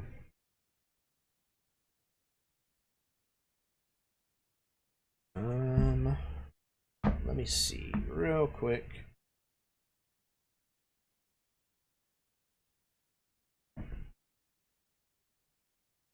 Okay. He picks up his brand, and as he turns around, he takes his free hand and fingers splayed wide, thrusts his hand upwards, and as he does so, black tentacles are going to erupt from the ground. Real quick. As damn it, keep muting myself. Okay, there you go. As soon as I can tell he's casting a spell, I want to try a counter spell. Okay. Counterspell automatically does anything third level? Third level or lower. Okay, so this will require a roll then. Yep. And it's what? 10, I think is it 10 plus the spell's level? That sounds right. An intelligence check, I assume. I think it's a caster check. So I think it's equal to your bonus, your spell bonus. I think. That would be great. I would love that. Let me double check. That probably doesn't involve the... Oh no, I guess it is. I am casting it, so it probably does count the stat. It is an ability check using your spellcasting ability. So yeah, it is an intelligence saving throw. Just straight intelligence. And it's DC of 10 equaling or 10 plus the spell level. Okay, So what am I shooting for here? I ain't gonna tell you that. Okay. Just Well, roll high. that's a 19 on the die plus 9, I so mean, that's 28. pretty good. If it's an 18th level spell, we're That's in pretty trouble. good. That's pretty good. Okay. Oof. This is dirty. Mm-mm-mm-mm-mm.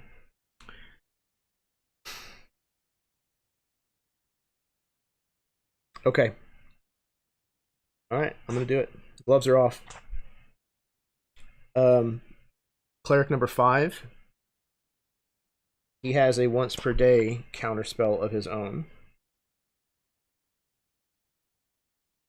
He is going to counterspell your counterspell.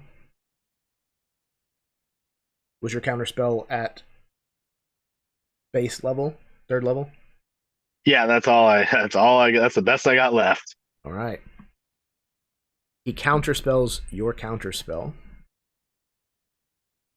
You watch as you begin to cast this preventative like conjuration that you're manifesting. You hear a strange whisper that tingles at the back of your skull, and as you kind of look, you notice the cleric reaching his hand out, and whatever effect it is that you cast in the direction of the ritual leader, he takes and kind of like bends and twists, and you watch it like fizzle as it just falls to the ground. Yeah, I shoot him just this really quick, like dirty look of like, are you fucking kidding me? And then it just really quickly kind of changes to like no, that was good though. Like a little like that little like wizard's nod of like game recognized game. Yeah. I hate you, but goddamn, that was classy. Right. So then the Evard's black tentacles are going to manifest. Let's see. 20-foot square on the ground. So where put this? Oh, okay. So we are looking at, let's see, draw a square. Do this black because it's in the name.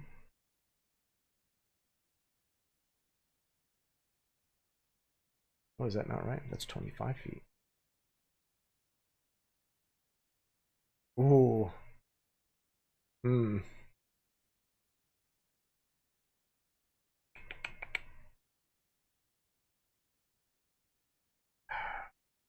All right. Yep. Lox and Guillaume. I need both of you to do what? Oh, if you start your turn there or enters the effect. Okay. So no, you need to make dex saving throws, please.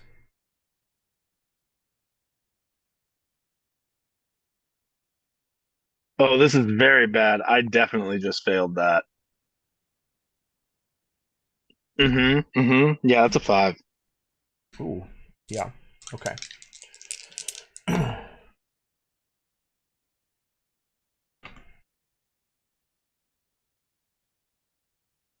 Okay.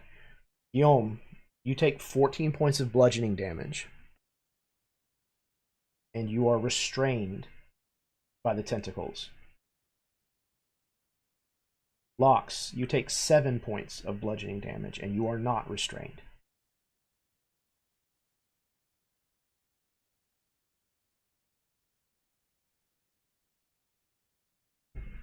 Okay. It is now the cleric's turn. He is going to not draw a square on the ground. He's going to step here and is going to strike at Vera twice with his mace. Vera, what is your AC again? 15. Okay. Both of these are going to hit.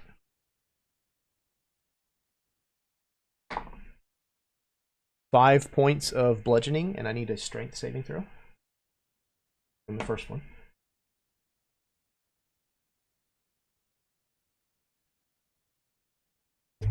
We should have nat 20 again. Okay, so again, you managed to keep your feet underneath of you. And then the second one that hits is a further 8 points of bludgeoning. And I need another strength save, please.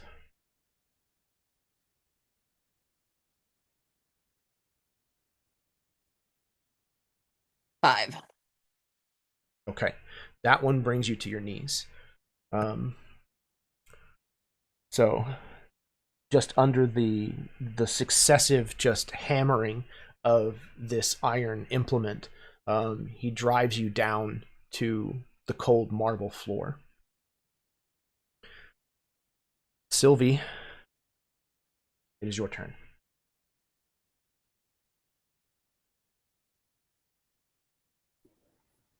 Is there anyone currently down? Excuse me? Chimeran. Yeah, okay. Bleeding on the floor. Yeah. Sylvie rushes over to Chimeran and is going to cast Cure Wounds. You cannot die. Not after we've gone this far.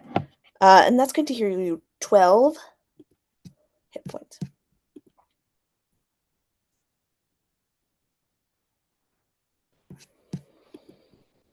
And yeah, move action, I think.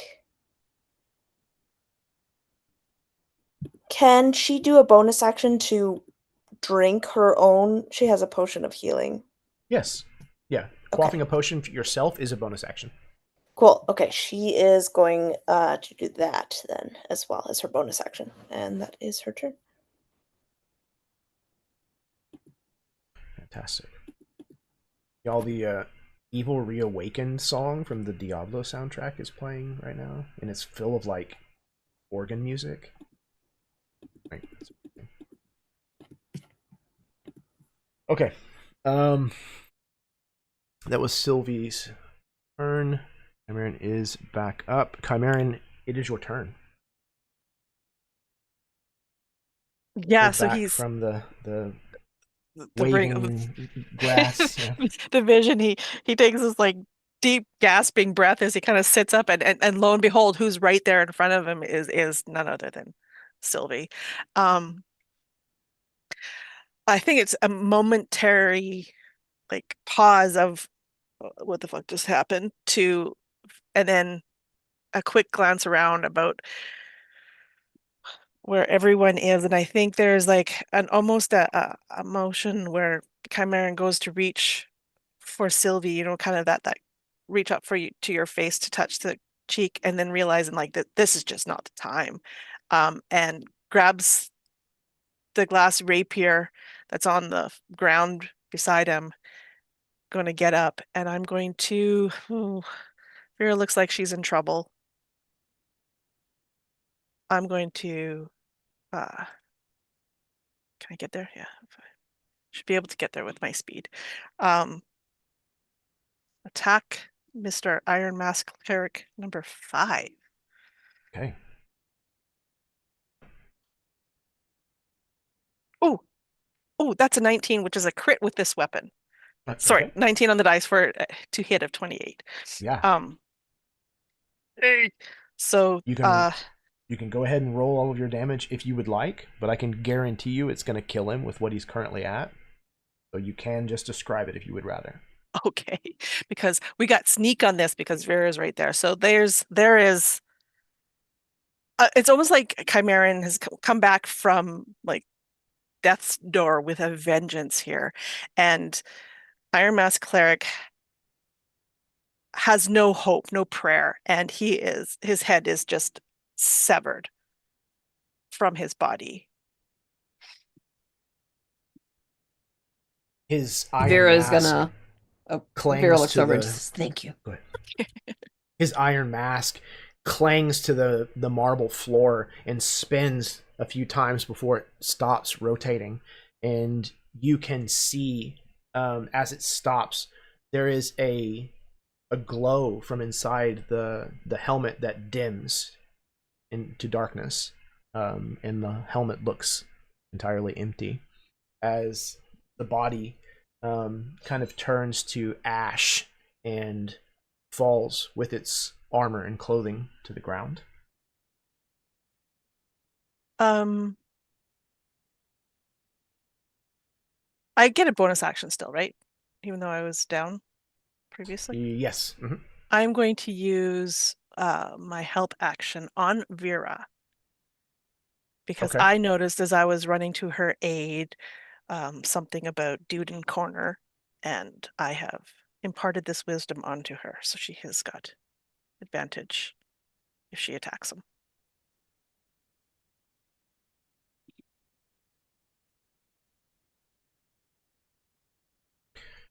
Okay. That was Chimerian Locks. It is your turn. Okay. I'm starting my turn in the tentacles. Does that mean I need to do a thing? Yes, indeed. Oh. It was that dex save, correct? I think so. If you feel like pushing me out of it, you're definitely welcome to do that, because I will 100% go down next turn. I have 1 health point left. Oh. Starts his turn. Okay. There. Yeah, dex saving throw. Okay. So, Jeremy, here's what I want to try to do, and you can tell me if this is possible. I'd like to try and step out of the tentacles, and then I would like to try and reach in and grab Guillaume and pull him out. Is that something I can attempt to do? Yes, absolutely. So, the first thing we'll need is your dexterity save. Dexterity save, turn. Yep. Okay. 16 on the die, so that's 21. Okay, that's a pass. And I had you take half damage last time whenever you passed. Yes. You should not have taken anything from that. Oh, really? Okay, cool. I don't remember think what that it was. So I think it was 7, I want to say. That sounds right. I'm just going to give myself 7 health back. 7 works. Yeah, I took 15 from the same thing, and I failed the same. Cool. So yeah, 7. All right. So you pass a save, so you're not restrained and you do not take the damage. Okay. So you can move out of the area. So one square would do it. Yep. Strained by the tentacle. Okay, so then you need to make a strength. I'm going to say a strength check on this one, and you can use athletics if you would like. Okay. Ooh, yes, I will use athletics. That's 15. Versus his spell save DC. Is a fail. Oh man. Okay. Is there anything I can do about that? No. I have Indomitable, but that's saving throws. Okay. Yeah, I mean, I guess that's my turn. That would be my action. And I used movement.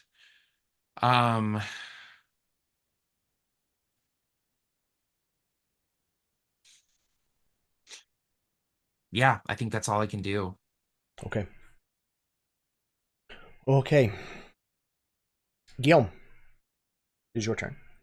First up, dexterity saving throw, please. Oh, and it's not okay. It's not so if I make the save, then I don't take any damage. Correct. It is not half on a success. So. Well, irrelevant. Oh no. Okay. Locks, as you're grabbing a hold of Guillaume, trying to pull him free, you watch as one of these black tentacles wraps its way multiple times around Guillaume's neck and squeezes, and the color of his face changes from red to purple to blue as his eyes start to bulge, and it is squeezing the life out of him. And then he goes unconscious. You hear him start to squeak.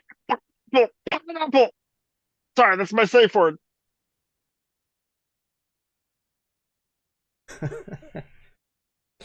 Perfect. Okay. Vera just goes, it's everyone's safe word. Okay, Vera, it is your turn. Um, Vera is going to. She has advantage on the pasta, so she's going to go ahead and roll her Eldritch Blasts against him. It's 21 to hit. Yes, absolutely. That is 5 force damage. Okay. And that's her first one. And then her second one,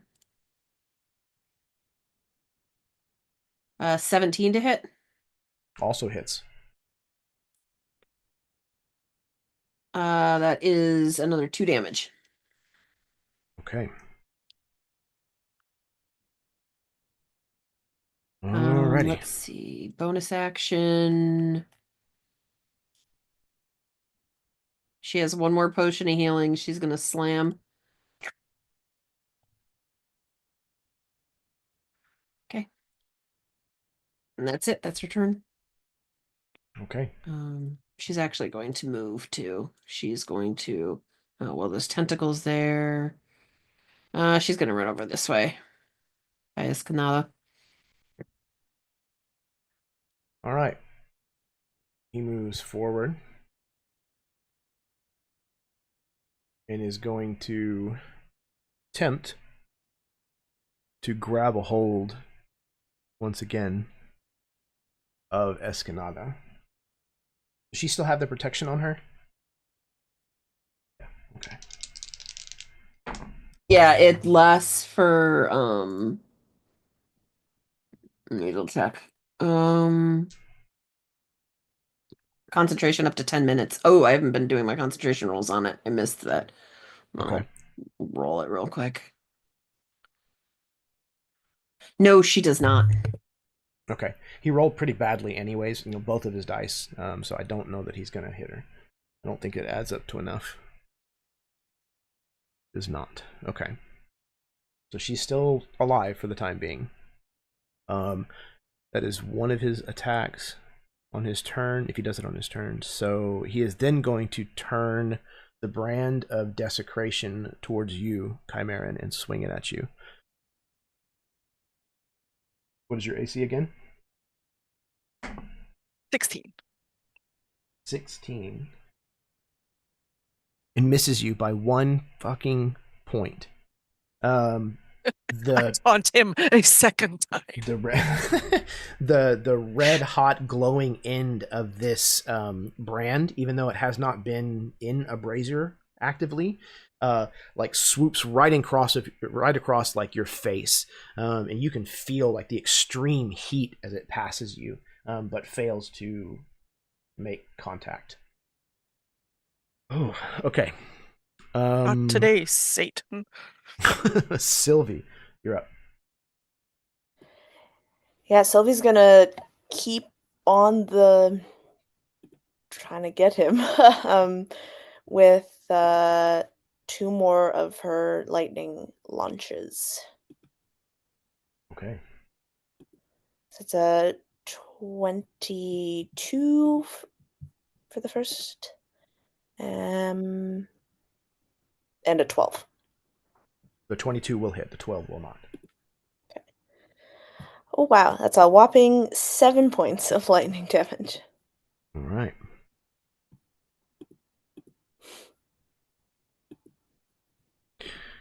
Okay. Chimeran. Okay.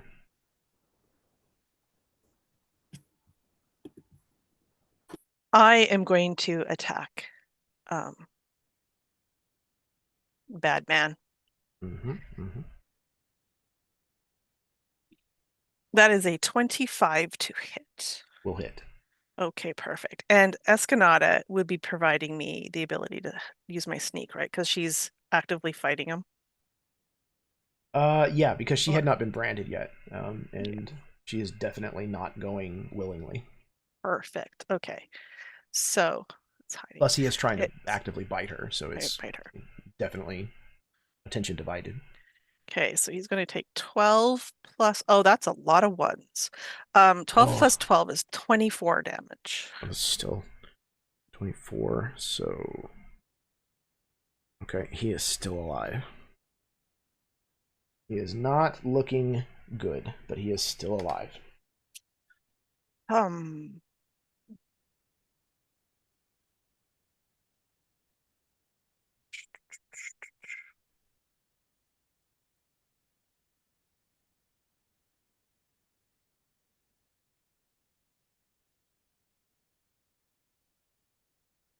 I'm going to yell to Lox, "Hey, Lox, need your help. Hit him here. Got him pinned." Basically, I'm going to give you the help action to, if you hit him, if you attack him, you have it. All right. And in the 1-2, it is now Lox's turn. Okay. There's this moment where Lox just watches Guillaume kind of disappear into the like massive tentacles. Just these sort of fibrous, like muscle-like eels kind of all coiling around him and pulling him in, and his hand kind of goes under. And there's this moment where all sound cuts out for Lox. He's just watching where the hand disappeared, and he just sort of turns, and through the sort of noiselessness around him, a voice, Chimeran, saying, "I've got him pinned, Lox!" And he's like looking at me, and Lox turns and strides toward him. 2 attacks. Here we go. Advantage on that first one. On the first one. Great. I'm going to need it. So thank you. 19 for the first hit. Will hit. And 27 on the second one. Also will hit. Cool. Let me roll some damage. 9 and 14.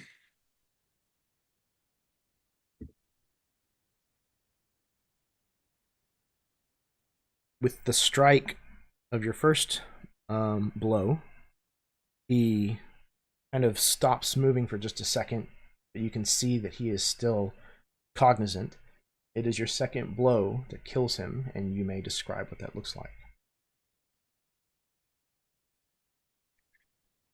So Lox strides up. Chimeran has him sort of locked in this parry, and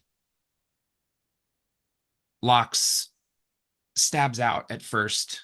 His rapier pierces the vampire's side, and there's an audible sort of like hiss of blood, steam, something escaping from this thing's body as he pierces through armor and flesh. He gives the blade a twist, just a deft little flick of his wrists. He twists the blade inside of this creature before pulling it out. The vampire turns to him and swings with his brand, trying to fend Lox off. Lox catches the brand in his offhand and actually draws the vampire closer to him and slides his sword in the space between the mask and the sort of gorget that makes up the top of this sort of armored tunic. The blade slides cleanly through the enchanted steel, meeting no resistance in this sort of millimeters wide space, this gap that has been created by Chimeran. Then Lox plants his boot into the vampire's chest and kicks him off of the sword with this sort of sickening hiss of steel against bone. And then he stands back, prepared to strike again if he needs to. The armor falls to the marble floor with a clang, and as it does so, all of you see a puzzling sight as pouring out of the helmet and the armor is a large amount of snow. This is where we're going to take our break. So it's going to be a 10-minute bio break. Refill your drinks, smoke them if you got them, kiss your spouse, etc., etc. Sit tight. We're going to be right back in 10 minutes with the second part of tonight's episode.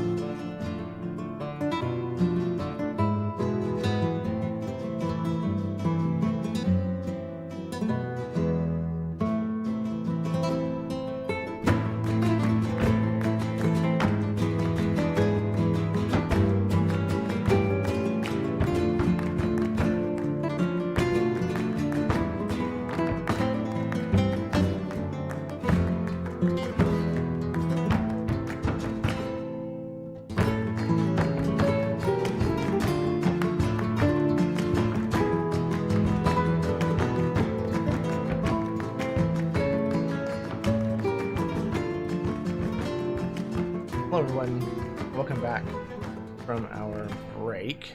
Let's uncover Matt here. There we go. Yeah. So, in the sub-levels of this vampire's castle, deep in the crypts, the battle has just come to a close.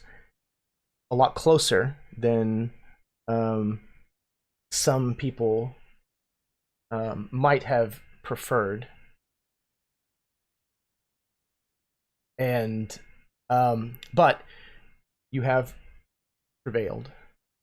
However, when you fell the individual who you had assumed was the Padre Primero, you came to find, in fact, that the body itself turned to snow as it collapsed on the floor.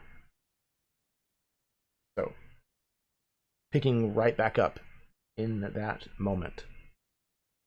Is anybody still unconscious? Guillaume. Okay, Guillaume's body is lowered to the floor as these black tentacles kind of wither and drain, if you will, in between the stones of the floor, and Guillaume's body comes to rest on the marble. Lox doesn't even. Oh, go ahead. Go ahead. Chimera looks to Lox and is like, he didn't miss. Does that mean we killed him? Is he dead? Can I roll a Arcana check to see if I know exactly what this is? If I've Certainly. heard of this spell before? Because Kenya knows. Vera might not. That's 14. I mean, I would say that that's probably good enough to have at least heard of this before. You may not know the name of it or whatever, but you at least have heard of this kind of magic and like what it's used for. Vera's going to kind of, as soon as he turns to snow and Chimera starts asking that, she just says, "Fuck! It wasn't him, it was fake, it was fucking fake," and she's gonna run over to Annabelle's body and, which is somewhere in this general area, if I recall. And she's gonna kind of like lower herself down to her, and she starts kind of like whispering to her and talking to her, and she's over there. Sylvie's going to go to Guillaume and is going to cast Cure Wounds on him. Does a 9. You heal 9. Yeah, I think he just awakens with like a real gasp of air as the last thing he remembers was being choked out. No, thank you. It's okay. We're okay. Everything is, well, not fine. He's trying to like pop up and like, like Whoa. fire crackling at his fingertips already, like looking for the enemy now. Slow down. You'll pass out again. Did you do it? Did he miss? We gotta find the coffin. What do you mean? What does she mean he's fake?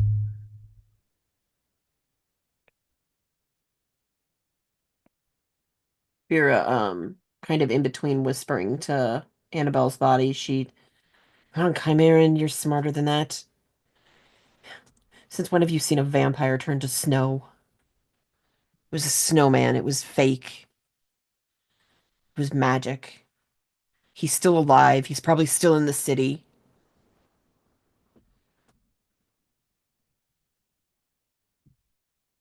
Wait, Annabelle. Sweetie. She just keeps talking to her. I'm muted. Lox is he's just sort of looking down at the pile of snow. It's like clothes and snow, and he's sort of just sort of kicking at the armor with the end of his boot and maybe like prying the sort of the iron mask up with his sword.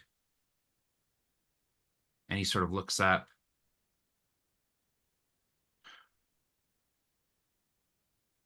Was all this just supposed to happen?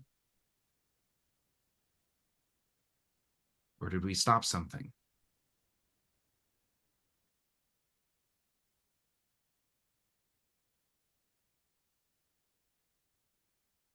I think Guillaume will walk over towards the body.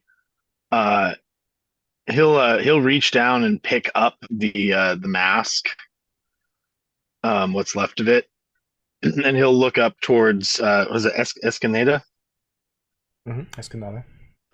Escanada. Say, well, we accomplished at least something. Miss, would you like to get out of here? She's an absolute blubbering mess. Like, she is like trembling with fright, and whoever is near, she's like clinging onto. Whenever you address her directly, she emphatically nods. Yes, I would very much like to escape this place. Thank you. Thank all of you so much. And Locks, I mean, these women didn't survive, but they also didn't become what's out there.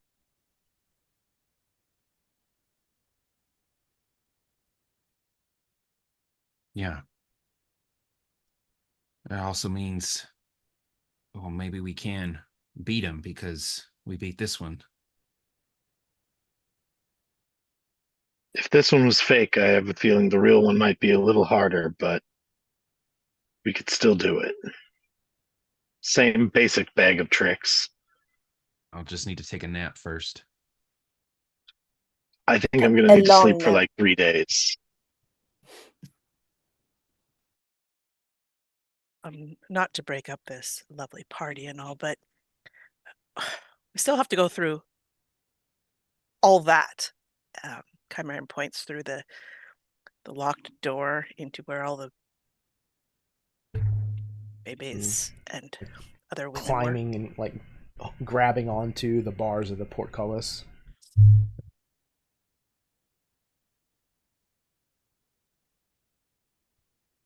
We don't have to. And she looks over at Guillaume. If you're willing to give up your magic wagon you found, I can get us out of here from here. Would give up what? Your wagon. Oh yeah, fuck that thing. Okay. No, You seemed that's really fine. into it. It was cool when I thought we were going to need it to get out of here. But if we can do your little thing again, let's leave like 8 minutes ago.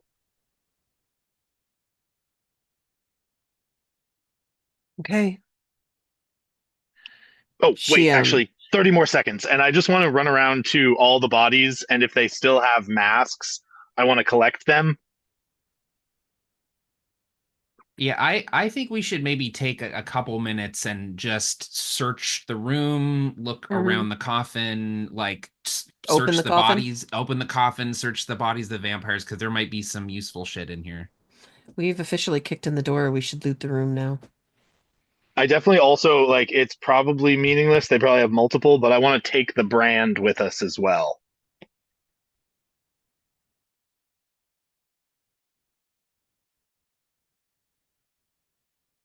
Okay. So, everybody that is taking a snoop around, give me an investigation roll, please.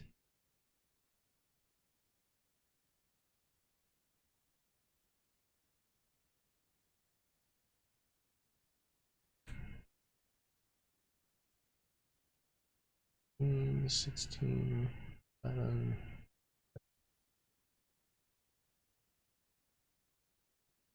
That one, okay. Okay.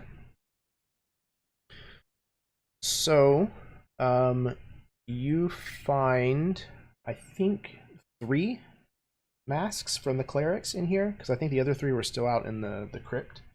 I think that's where they fell, was out there. In addition to the mask that belonged to the ritual leader. So, interestingly enough, his mask was not made of iron. It was actually made out of gold. So it is not an iron mask, technically, but it is essentially worth something to somebody.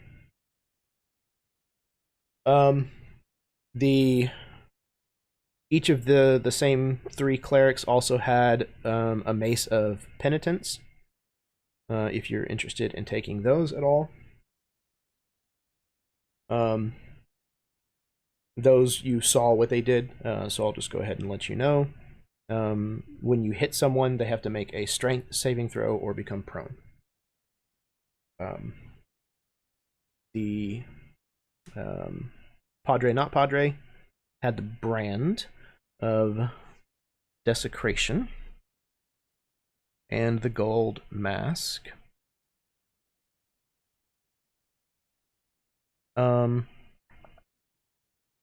Anybody that would like to can roll an Arcana for me, by the way.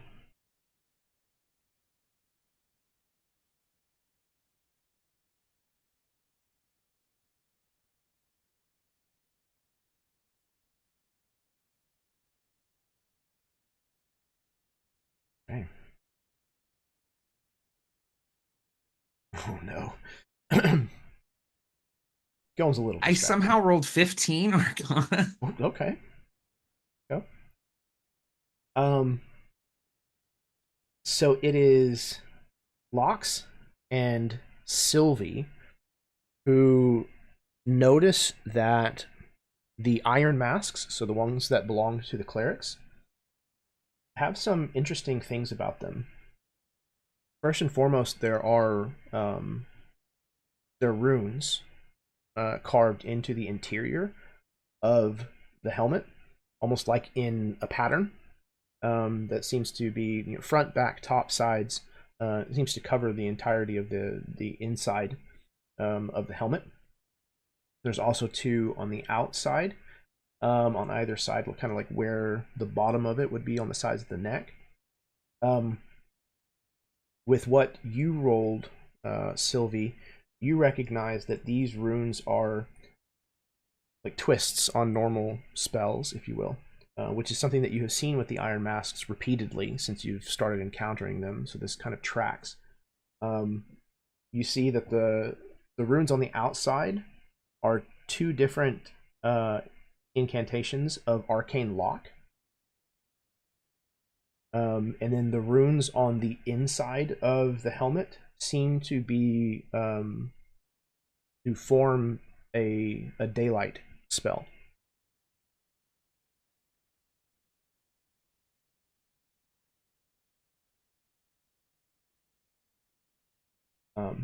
Which would also track with why you don't see any of these clerics' bodies. None of them turned to mist. All of them turned to ash whenever they died. So sorry, the daylight spell is on the inside of their mask? Correct. Is it like a kill switch? Like when they die, the daylight spell goes off and vaporizes them? That's what it seems like. Holy shit. But It's why? also- Why would you not want them to return to their coffins? Why kill them? They fail. Stop them from leaving on their own?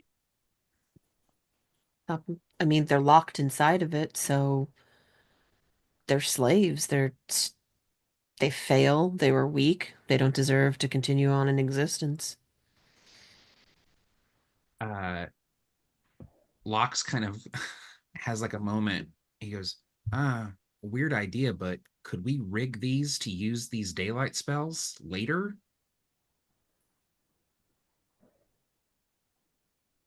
Can Sylvie look at the masks and see if it can be Can we make some fucking retro-engineered? Yeah, can we make some fucking grenades, some flashbangs that we can throw in the next room with vampires? We could certainly look into that. Is this something that Sylvie's gonna like take her tools to?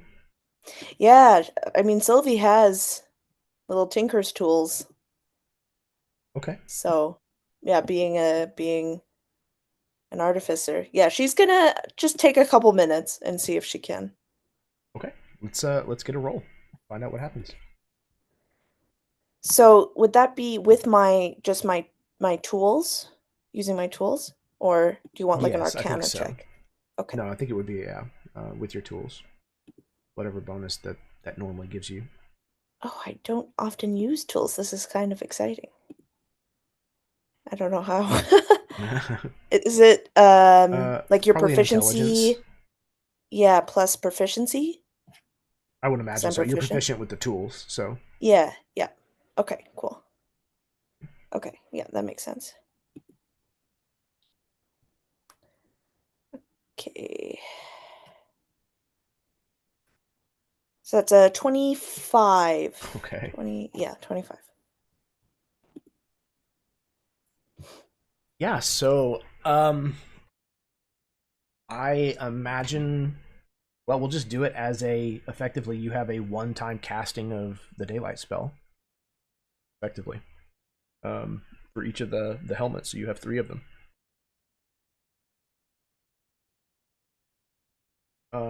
You're muted. So yeah, Sylvie kind of gets right down to work. You hear like her like talking in a different language to herself as she's kind of like ting, ting, ting, ting, with these tools, and then at some point she does hold them up. All right. I believe that we will be able to use these, but only once. I think. Be very, very careful with them. They're quite temperamental now. But and she looks to Locks. We have a daylight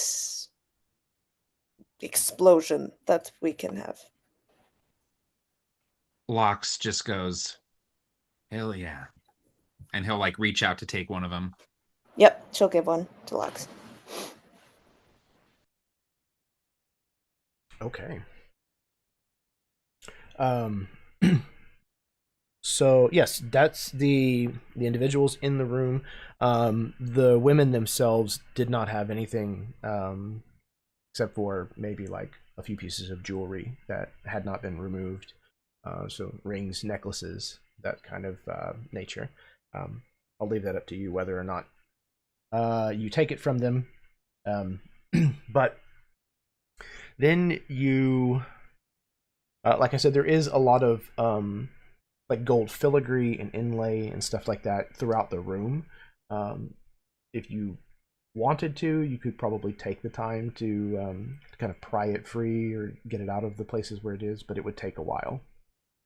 Was the sensor shattered, or is it still It was not around? entirely shattered. It was damaged, but it was not destroyed. I would like to take it because I don't want it to fall back into their hands again. Okay. So you also have taken that. Make sure you note that somewhere. And then, who is it that's trying to investigate the sarcophagus?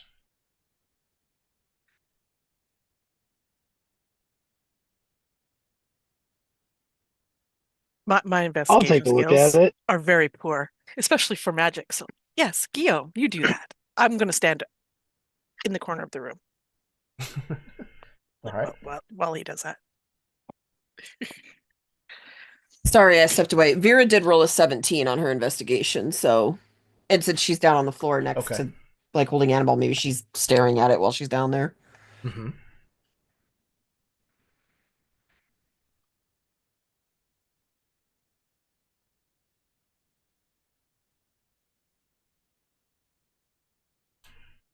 What you got, Guillaume? Oh, yeah, I will. I want to look. I'll look over the coffin. Sorry, I thought I was waiting for you. All good. I'm sorry. All right. So give me an investigation roll. Okay. That's a 10. Wait, yeah, it's a 10. That's damn. No, not a 10. That's a 6. I got a nat 1. Okay.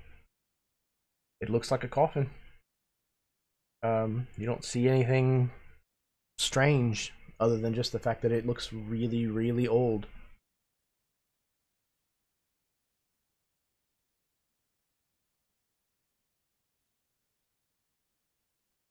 I think there might be a dead person in here.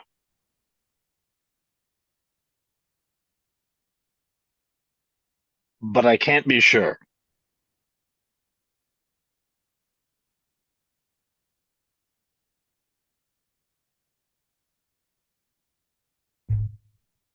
Does Vera see anything with her 17 investigation? Also looking at the sarcophagus. Okay. Yeah. So you notice that there is actually a little bit of a draft down here at the floor. And you kind of, testing it, it's not near the bottom like of the floor where you're actually sitting on, and it's not above a certain point. You realize it's coming from like the separation between the lid and the body of this sarcophagus. There's cool air that's barely kind of like coming in through there. She'll probably see some of the hair on Annabelle kind of like move in the wind. And she kind of like looks up and notices it, and there's air coming from it. There's wind. It's from like right over there. Can we open it?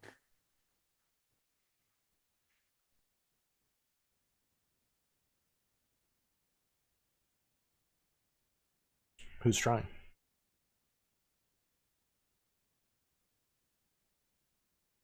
I'll give it a shot. If it's like Okay. if I have to push something open.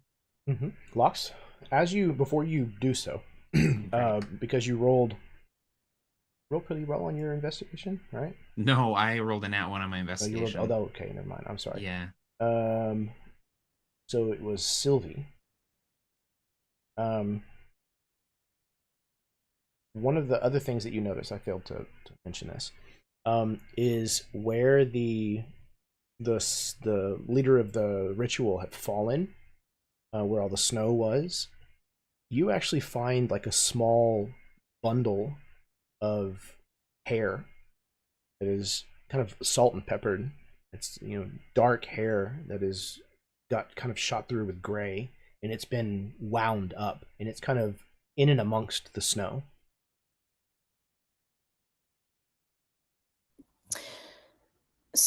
After when Sylvie's done with the math, she finds this in the snow. Would this have any significant meaning to her? How did you roll on your Arcana earlier? I don't believe she rolled for that particular Arcana to see if Okay. it was like a simulacrum. So you can roll now then. Okay. It's a dirty 20. Okay, yeah. You know that this is a crucial component used when crafting a simulacrum. This hair belongs to Lugarico. When you weave magic as strong as this, you have to weave a bit of yourself into it as well.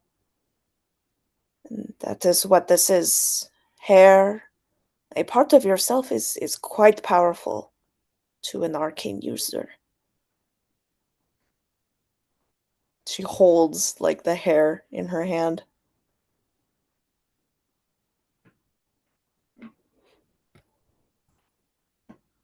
All right. Locks. As you approach this sarcophagus, I'm going to need a strength check, please. You can use athletics if you would like. Great. That'll be 16. Okay. You lean into this, pushing. It does not budge.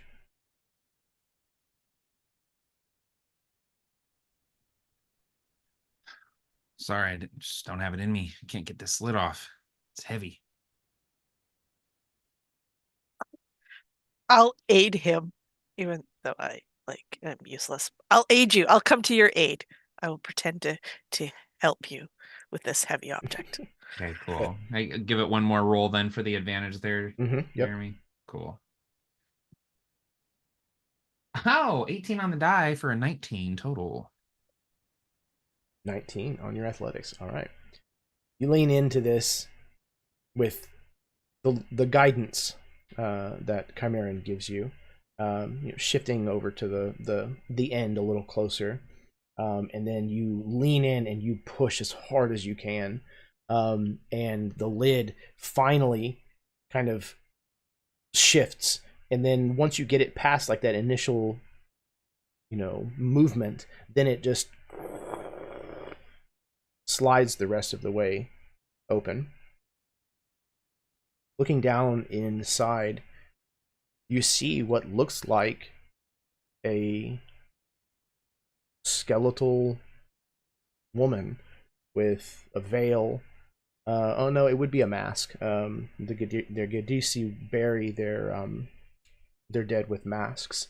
So she has this funeral mask on her face, and nothing else in the box. There might be like dried remnants of like rose petals and things like that, but there's no clothing, there's no jewelry.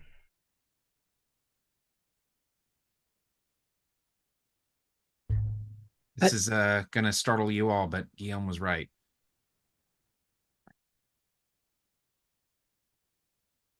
I mean, he usually is. And she, and it doesn't make any sense. Like, there was wind coming from that. Do you still feel the wind? Do I still feel the wind? As you kind of put your hand down close, you can feel it is.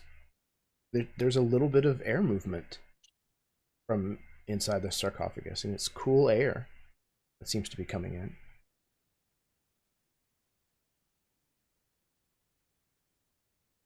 Is it underneath her? It might be. I'll just stick my cane in and like kind of give the bones a stir and start poking to see if there's anything, like if it opens up. She's gonna, before you start poking at the bones, she's gonna, not the face, not the head. Keep it in one piece. Are you sure? I mean, I thought it would be a good idea to like break it up just in case it tries to come back. No, And no, then the no. arms over there. No, oh, okay. We'll take the head with us. Oh, you mean don't physically break the bones? That's fine. Yeah, I Right. was just gonna scatter a bit. Okay. And they'll just just try to like, poke, see if the bottom gives or has any give, but he doesn't really want to reach a hand in. Guillaume, you are surprised as you stick the bottom of your cane down in there. It passes straight through her, straight through the bottom of the sarcophagus. You realize it is illusory. Mm-hmm. Ah, damn it! It's another one of those tricks like the wall. I should have spotted it. This is my whole thing. I'm sorry, guys. I'm rattled. I almost died earlier. Guillaume, you weren't. And I'll start feeling around, see if there's like a ladder or something down there. You kind of like, pat the inside of the walls, and you end up finding, in fact, a ladder on one of the edges of the inside of the sarcophagus, just below the illusion.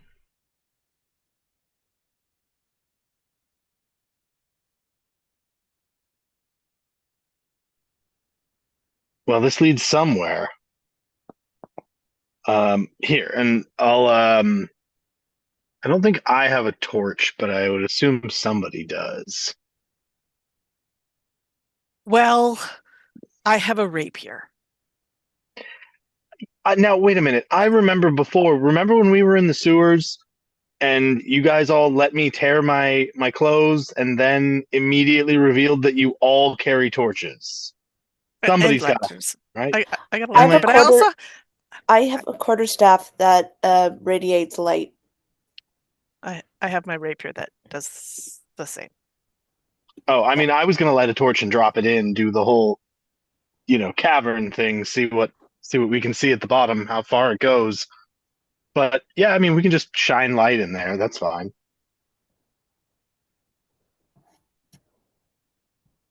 We could tie.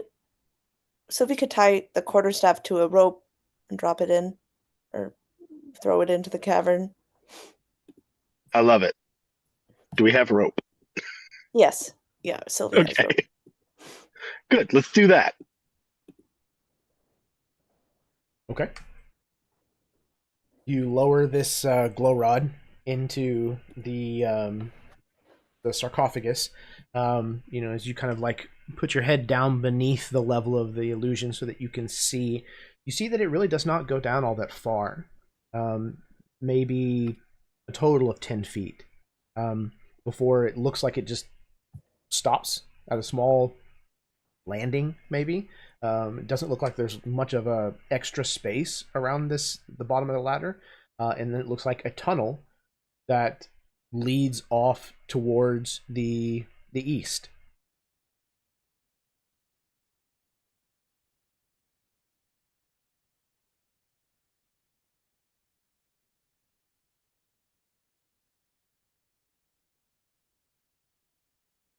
Well, do we want to follow the tunnel, or do you want me to get us out of here? I How think I all mean, of I'll us be are honest. hurting pretty I'm not bad. up for. Yeah, I'm not up for whatever's on the other end of the tunnel.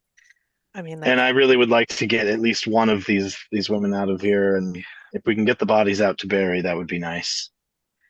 I mean, it seems a shame because we are here and it's here, but Guillaume, do you want to become a rat and go exploring and see?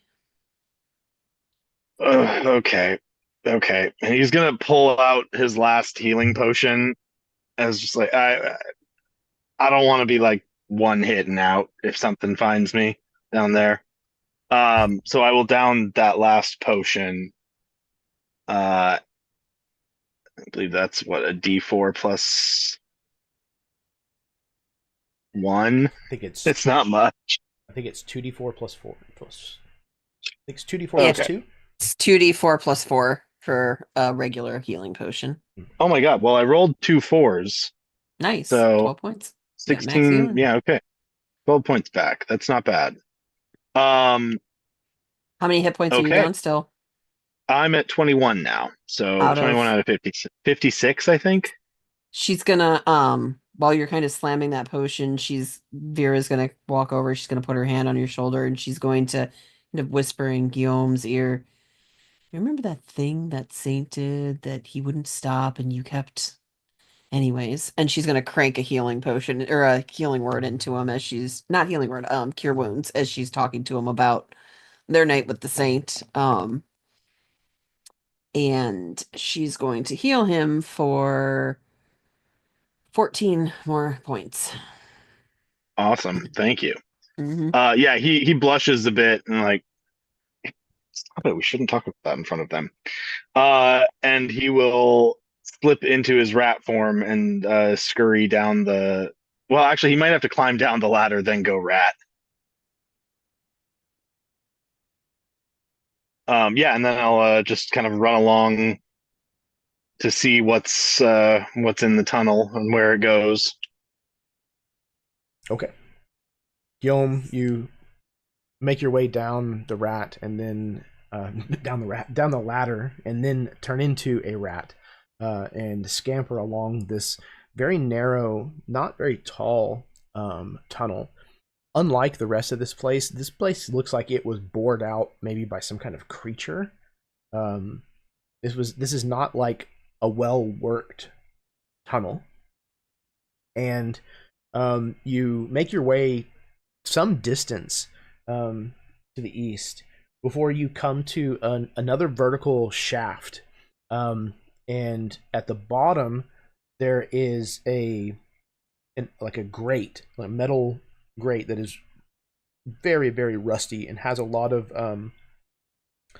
like growth, a lot of like algae and moss, kind of like almost completely and totally like encasing this. And the inside of this this shaft is like slick with moisture, and there is another ladder here, and at the top you can see what looks like a metal hatch that is completely rusted through. And on the other side of that hatch, it looks like there is a series of metal bars. And then you can see dim, like, moonlight coming in from there. Do the metal bars seem like they're like blocking the shaft in a way that like we couldn't get through them? So it looks like the hatch that's rusted through forms like a single barrier at the top of the ladder, and then beyond there, but like within inches, you just see a few like metal bars through the rusted hole. So it looks like there's 2 layers of metal. One is a solid metal, and the other one is like a grate. Okay, I wanna just kind of creep up and just listen and see if I hear anybody or anything moving on the other side of this, or if it seems like just outside. It is silent as the grave. You hear nothing. All right, I'll pull the cane out again and just try to kind of poke at the rusted metal part, see if it kind of like if it's rusted enough to sort of fall apart. Okay, go back into man form. Yeah. Okay. Yeah, I mean, it just crumbles underneath the pressure of the end of your cane, and you effectively discover that this is a hatch that would open to allow access to these bars, essentially, on the other side of it. There is a way to open this secondary layer, and it looks like maybe this was a drain that could be like closed off so that it didn't drain, and then this hatch that you just destroyed would be open so that it could then drain through the bars above it. Okay, I'll try to open those bars too if I can. Again, they're pretty well rusted, so it's not a problem at all. As you manage to work these open, you find yourself in the basin of a fountain that no longer holds water. And you are, in fact, in what looks like at one time it was a garden. Let me get to my description.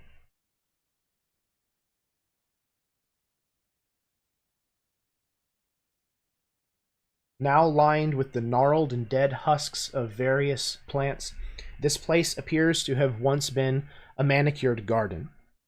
Twin twisted trees scratch against the stone walls to your right, as if trying to climb them in a desperate attempt to escape. A stone statue carved in the likeness of Ludovico Borjido stands at the center of the space, towering above you now that you are in the basin of the fountain, facing an open archway between the trees. You can make a nature or a perception check if you would like. Oh, it's a bad roll either way. It's either a 0 or it's either a 2 or a 6. So I'll go with the 6, nature. Okay. You notice that the cloud cover overhead, it is overcast and stormy looking, but you can see past the walls of the castle the jagged peaks of this mountain range. So you realize this is the courtyard of the castle. It's just a part that you had not seen before. And we've been to the courtyard before. We just didn't go all the way around it. Correct. Yeah. You guys came in through the gates and immediately cut to the north and went to the carriage house. Sorry, horse house. Okay. And I think we pulled the carriage around to the front gate. So okay, I'll run back and basically just report all of that. And say it seems like we could all go through the tunnel, get to the carriage. I don't recall seeing really anyone in the courtyard unless we really kicked things up here and sent people moving around. Doesn't seem like this place is very well populated, but yeah, I mean, we are still going to have to travel days back to the town, or we can just get her to safety, get ourselves rested up, and try to figure out if there's more about this place that we should investigate in a day or two. I'm all for trying to get our money's worth here, but I think we might be best served by getting as far away from here as quickly as possible. He has to know that it's dead. I mean, there's a magical tie, there's gotta be, so. Or someone won't report in. And there's a lot of this place we haven't yet seen. We don't know what else might be lurking in here. So, do we leave via the tunnel, get in the carriage, and head back to your gang? And she looks over at Locks. And then go back on foot, or do we teleport back? What do you want to do?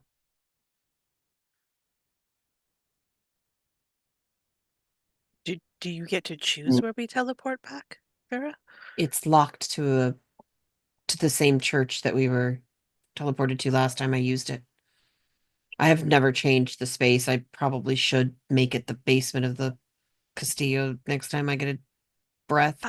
I feel a little uneasy leaving.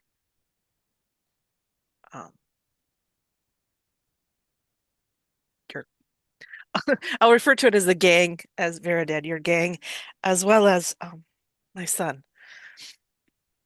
And the were rats as well. It would be nice to get them coming back with us. We sent them with Chimeran's son. Plus, I thought we were pretty close to Chimeran's ex. We were going to go, as soon as we get the chance. So carriage ride back to the were rats and the gang, and then Regroup, regroup, go rest kill, up. go kill somebody for Chimeran. We know we're good at it now. We just did a whole lot of killing really tough people. This guy's going to be a pushover. Okay, yeah. So next line of murder on the list. Got it.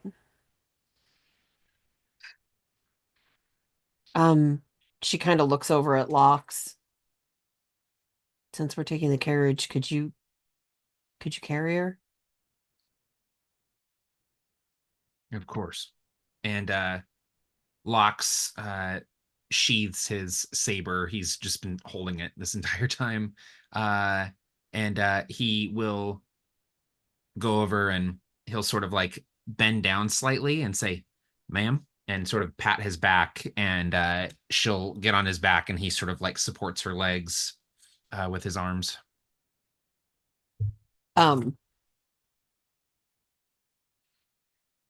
Vera,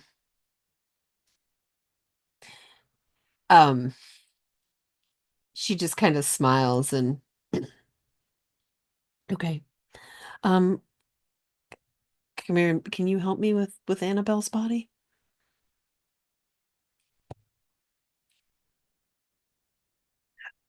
Locks is oblivious. He's just like, he Yeah. has no idea. I look at Like, Vera. white knighting it up over here, like, howdy, ma'am, come on, take a ride. Let's go. I surely can, ma'am. Of course. Ain't no trouble. Yeah, I think Chimeran locks eyes with Vera when you ask that, and I think you can see the shame, the guilt. Like Chimeran's not hiding it, actually. He's good at hiding, but at this moment the mask kind of is down and you can see that pain, that guilt, that shame, and he just nods at you, like, and starts moving towards the body. Okay. She is deceptively and depressingly light. Oh, maybe I can even just pick her up myself and And you cradle pick her in her my up. arms. Yeah. Her clothes probably wear way more than she does at this point. Okay. So, through the tunnel then. Okay. You come out.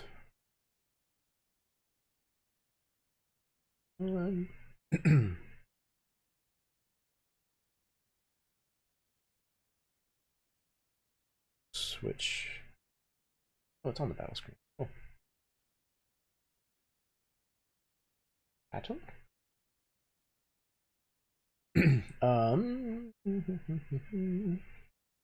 I can actually manage to.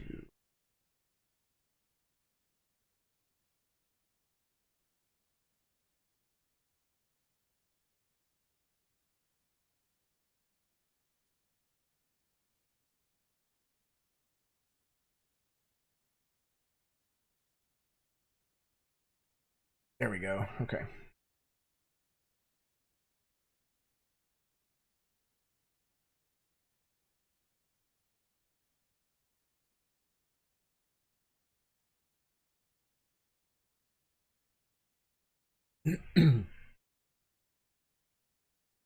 Okay, so you come out in the courtyard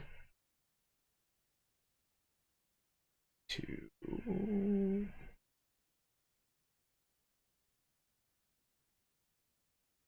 grab everybody. Or if y'all want to grab your tokens, you still can. Yeah, there you go. Perfect. You essentially come out right here. This is the fountain in the middle of the courtyard. The two trees I was describing before. This definitely looks like it was, like I said, at one time, a very well taken care of garden, but that has obviously not been the case in some time. There is an open like archway right here that looks like it leads around the other side of the castle. There's also an archway here that looks like it leads further to the east. There's definitely some strange, like, architectural features in that direction. Definitely not like just usual normal castle buildings over there. But you would know more than likely that the carriage is to the west, on the opposite side of the castle. I'm going to put away my rapier so we don't have the glow. Okay. But then I'd like to go down to the south and maybe kind of like sneak around and scout it out, see if what's ahead.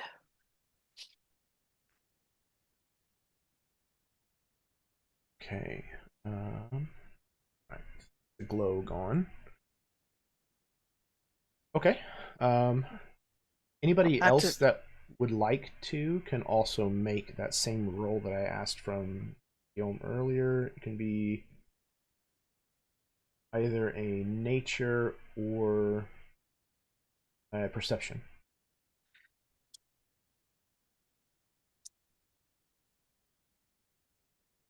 Were you using Chimeran perception? Yeah. Thank you.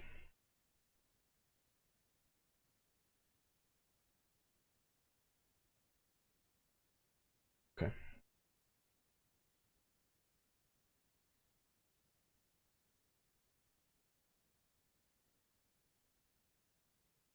Okay.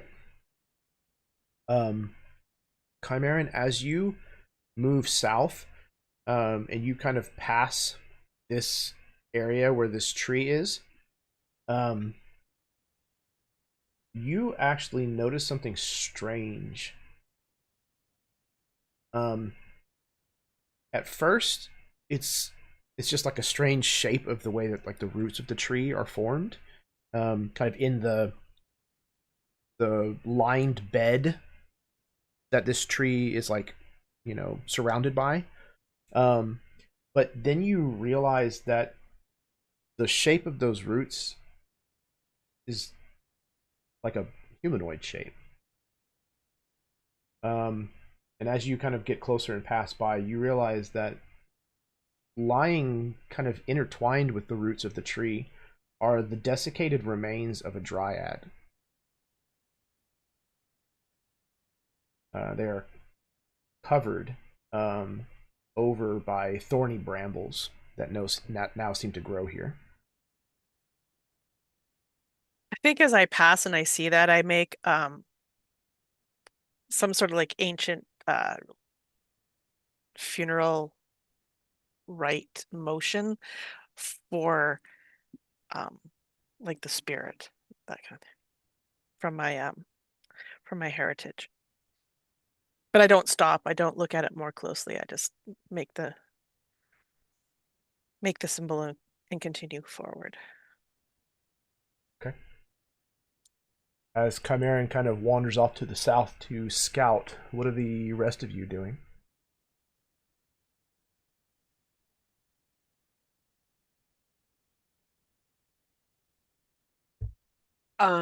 Vera's just kind of staying back and she's kind of continuing to look around. Uh because that seems to be my rule tonight, and I'm gonna try it and try again. Um do I know anything about dryads and their deaths and what can happen and like anything about them at all? I don't know. We can find out. Okay. Let's get a roll. Arcana? This would probably be nature, I would think. Okay. I know nothing. 7. Okay. I am a city girl. I am a city girl. I know that when something is dry, you need lubricant. Hey, water. True.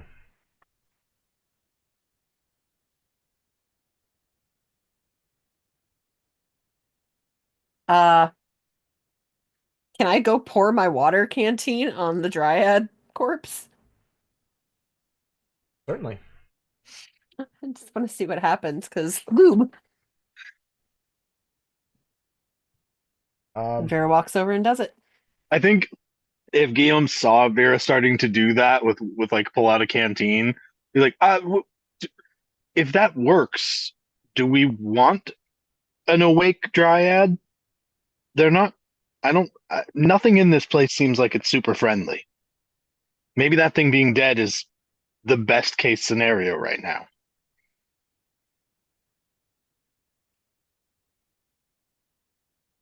Okay. Would I know if dryads tend to be hostile creatures?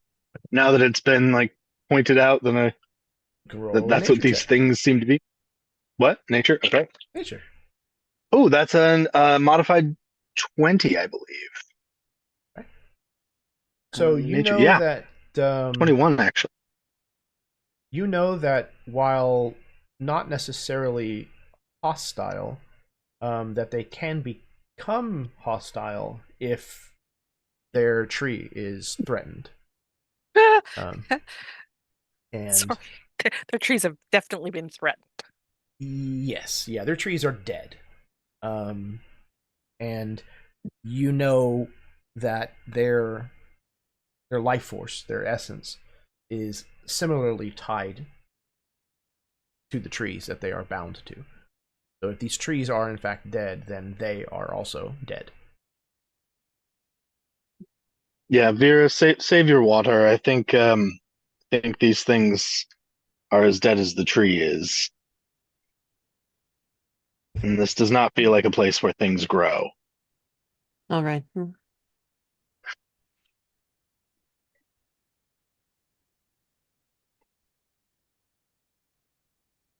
Okay. Those of you looking to the east can see through the open archway that there are like two small buildings that seem to flank either side of, just on the other side of it, and then there's two round, like, short parapets that kind of end this section. And then there's a stone wall that kind of goes straight across. There's 3 steps that lead up to this stone wall, and this stone wall is carved with like a frame around it. So like there's a decorative relief that is carved on all 4 sides, and you think you see carved writing of some kind on each of the steps that lead up to it. Marin, you are sneaking down to this other archway down here, and when you get there, you can see that it is a large open section of courtyard.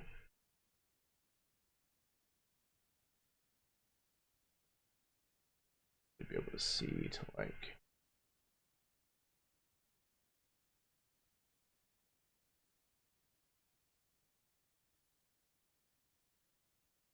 that.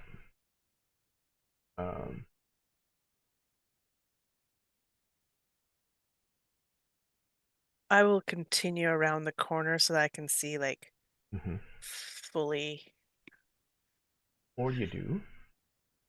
Mm. This is the Bailey Yard, a large open area that contains little more than a few stone benches and what looks like the footprints of old market stalls.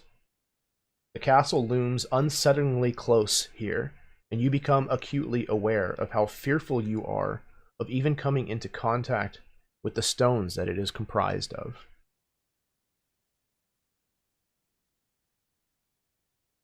Okay, continuing around.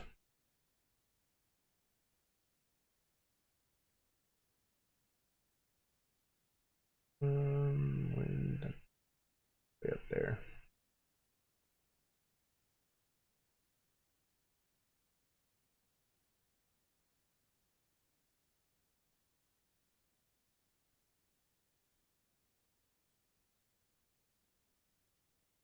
Okay, so you can see it basically just kind of disappears around this this buttress of the castle here, and there's just kind of this darkened, empty alcove. There's a curved base of a tall tower here, and then a shorter, squatter tower that has battlements on it forms this wall here. This wall is a another like rampart so that people can walk on it, but has a an archway that you can pass through in the wall here. And you're pretty sure that over in this direction is the leads around to the front of the castle.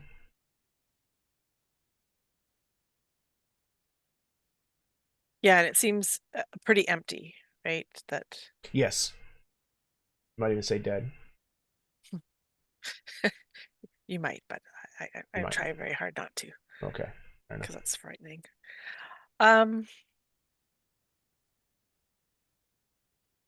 I will go further enough so I can see around that corner to make sure that there's nothing hiding in there. Like,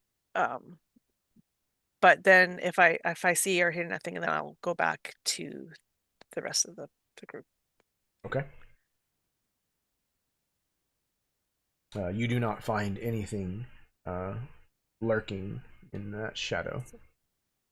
Perfect. I will go back. I will let them know that it seems like the way is clear. Okay, everyone. Escanada, I'd like you to queue as close to Miss Vera here as you can. If you see anything, just a piercing scream will do. I think you can probably manage that. I know I can. And then Vera will get us the fuck out of here as fast as possible. But in the meantime, we're going to try to get all of us to safety, okay? Okay. Okay, let's move quickly. Let's keep our heads down and keep our eyes open. And I think Guillaume at this point is just anxious to get out of here, so he's gonna kind of look to everyone and give a quick head nod, eye contact. Okay, let's go, and just start moving and hope that everybody else is with him. And we're moving, and we're moving. Keep a hold of your buddy. Guides. Keep a hold of your buddy's hand. You tour guides the hell out of this. Okay. If you notice over here, And on if your you right, look to we your have the left, scary you castle. can see yeah, existential dread, and on your right, the horror of the abyss. Okay. You very quickly, as a group, make your way back around to the front of the castle where you left the carriage parked. You round the corner, and there is a tense moment as you swore that it was right there, and you're not seeing it, and then you finally clear the rest of the stone parapet wall, and then you're able to see it sitting where it was. Nothing has happened.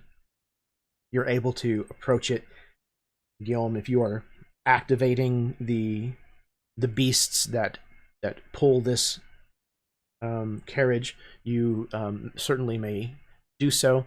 Again, the ground kind of buckles and opens up, almost like a rift to hell itself opens as these nightmarish creatures of purple fire crawl their hoofed selves up and out of this ground, and then under your guidance they turn, and without making contact with the ground at all, they tear away to the west and back into the mountains towards Manchelona.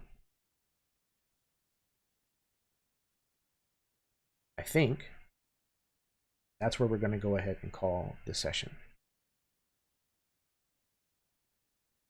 As you leave the Castille de Borjido behind you and ride to face whatever else comes next. Okay. Ooh, super. That was fantastic, y'all. I'm going to go ahead and pass things over to my players so that they can give any kind of parting words that they would like to, touch on anything else that they might have going on, where you can find them on the internet, things of that nature. And then we're going to call it an evening. So we'll start in reverse order with Karen. Hello, everyone. Karen, Mythic Gears. Yeah, it's so good to be back and playing this game. What a ride. I thought for sure we were all not going to make it. It was pretty tense. I'm glad we pulled through. That was amazing, scary and amazing, and wouldn't have it any other way. So thank you so much for this. Thank you all, everyone. Cannot wait till we get back together again in the new year. So looking forward to it. Love you all. Oh, and your turn, Austin. Oh yeah. Yeah, so exciting. Really glad that we were able to close this out with such this arc out with such an epic fight. I can't believe we survived. I think did anyone not go down? I think Vera didn't go down. Lox went down at some point during the castle, right? Yes, I did go down during the castle. That is true. Not during This that castle, last fight, though. This castle brought us all low. It's fun to be out of spell slots running away with your tail between your legs every once in a while. I barely ever get that in a game, so it's super fun and scary and tense as hell. I will reiterate the fuck you, Jeremy, from before, but also thank you, because it's super fun. It's super fun to get fucked by you. No, that's not what I'm trying to say. But anyway, this was a blast. I cannot wait for our next session. And with that, I will pass it off to Ev. Yeah, that was great session, great pacing. I really enjoyed the dungeon crawl, and having a very challenging boss only to figure out it's a simulacrum is very terrifying. And this comes from I played like a level 15 or 16 wizard with a simulacrum, and I know how powerful that spell is, and it's terrifying. So I am thoroughly afraid. Um, it's always fun when you can like meta wise make the player nervous, even though the character might not know exactly what that means. So that's always really fun. But yeah, thank you so much. Happy holidays and happy New Year to everyone. And I can't wait to jump into this in 2025. And I will pass it to Matt. So there are like games that I played in that I remember for like decades, like stuff that I did in D&D when I was like 12 and 13 years old that I like still think about and still like bring up to people. And like this dungeon and this boss fight is like one of those, like I will remember this forever. I will think about it all the time. And like look back on it as like a highlight of an already really awesome campaign. So thank you, Jeremy. Like, I can't believe how long we were in that castle, but also it felt like we could have stayed there if we weren't just all knocking on death's door. So I had an absolute blast. And yeah, I'm for real. Let's do like a beach episode next. We need like a little palate cleanser. Everyone gets to wear a cute little bathing suit. We get to hang out at the beach. Like, that'll be nice. Yes. Thank you, Jeremy. Thank you, fellow players. This was great. Happy holidays, everybody. I'll pass it over to Kenya. Yeah, that was insane. Um, I had not been hit up to the point of taking that damage for locks, and he puts out way more DPS than Vera does, so in her mind it was, I'm gonna jump in front of that shit and try to keep him standing because I'm running out of healing spells. So I'm gonna heal by taking that damage from you. Best type of healing, just not getting hit. That was terrifying. That is the closest I have ever come to a TPK in my gaming career, and that is probably the most scared I've ever been that it's actually gonna happen. Like, I was really, really worried there for a bit. I'm very grateful that Guillaume kicked all kinds of butt and actually did get that guy to drop his Spirit Guardians, because those were a problem. Um, that damage he did was very nice.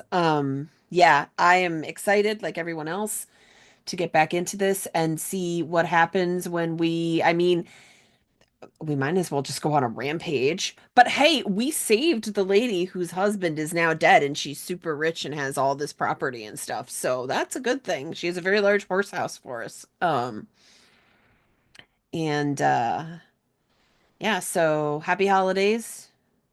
Um, I hope the new year is good to you, and I will see you all in 2025. Jeremy, it's all you. Thank you. I appreciate that. Yeah. TPK, character death. It's never a goal of mine as a GM. But I like to push, especially in like climactic scenes. I like to push things to the brink and then just see where it goes from there. So it's always a real possibility. And I was very pleased with how challenging that fight turned out to be. I thought that y'all were going to steamroll it. And yeah, I think that worked out really, really well. I'm glad that nobody died, but I am glad that it was a real fear. That makes me happy. That's the sweet spot as far as I'm concerned. So, yeah, this entire campaign, the story that we have managed to tell so far, the individual character arcs and all the twists and turns that we've seen these characters go through, the things that I know are going to be coming. It's this campaign is very special to me. And I appreciate the fact that each one of you comes to each of the sessions just giving 110% into what's going on at the table and what's developing with your characters and between your characters, and completely buying into what it is that we're doing. Doing a dungeon crawl virtually is really difficult to do, especially one that was potentially this size, because the maps for this are enormous. So the fact that we knocked it out in 6 is great. I think that was a little long, but it was a lot of fun. I enjoyed running that. I like dungeon crawls, and I think that it's going to play a very pivotal moment in our story. Like I said, this is going to be the end of Act 2, and we will be moving into Act 3. So that's big things for the campaign. I'm very excited to see where things go next. So yeah, thank all of you very, very much for tuning in this evening, whether you watched live with us or whether you may be watching at some point in the future.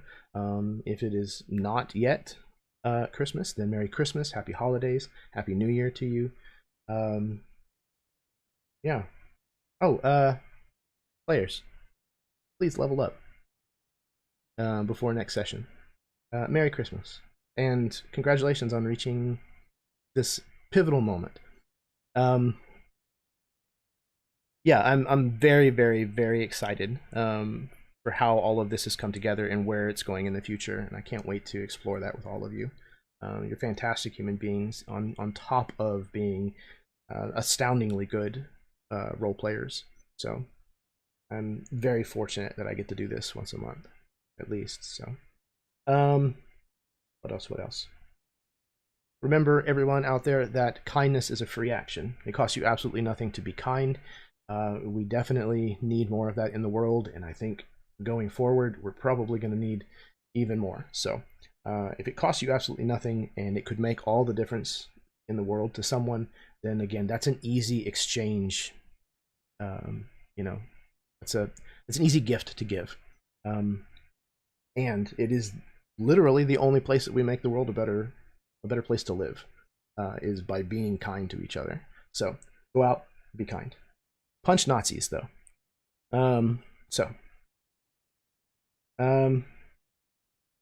Yeah. All right, I think we're done. We're gonna head out.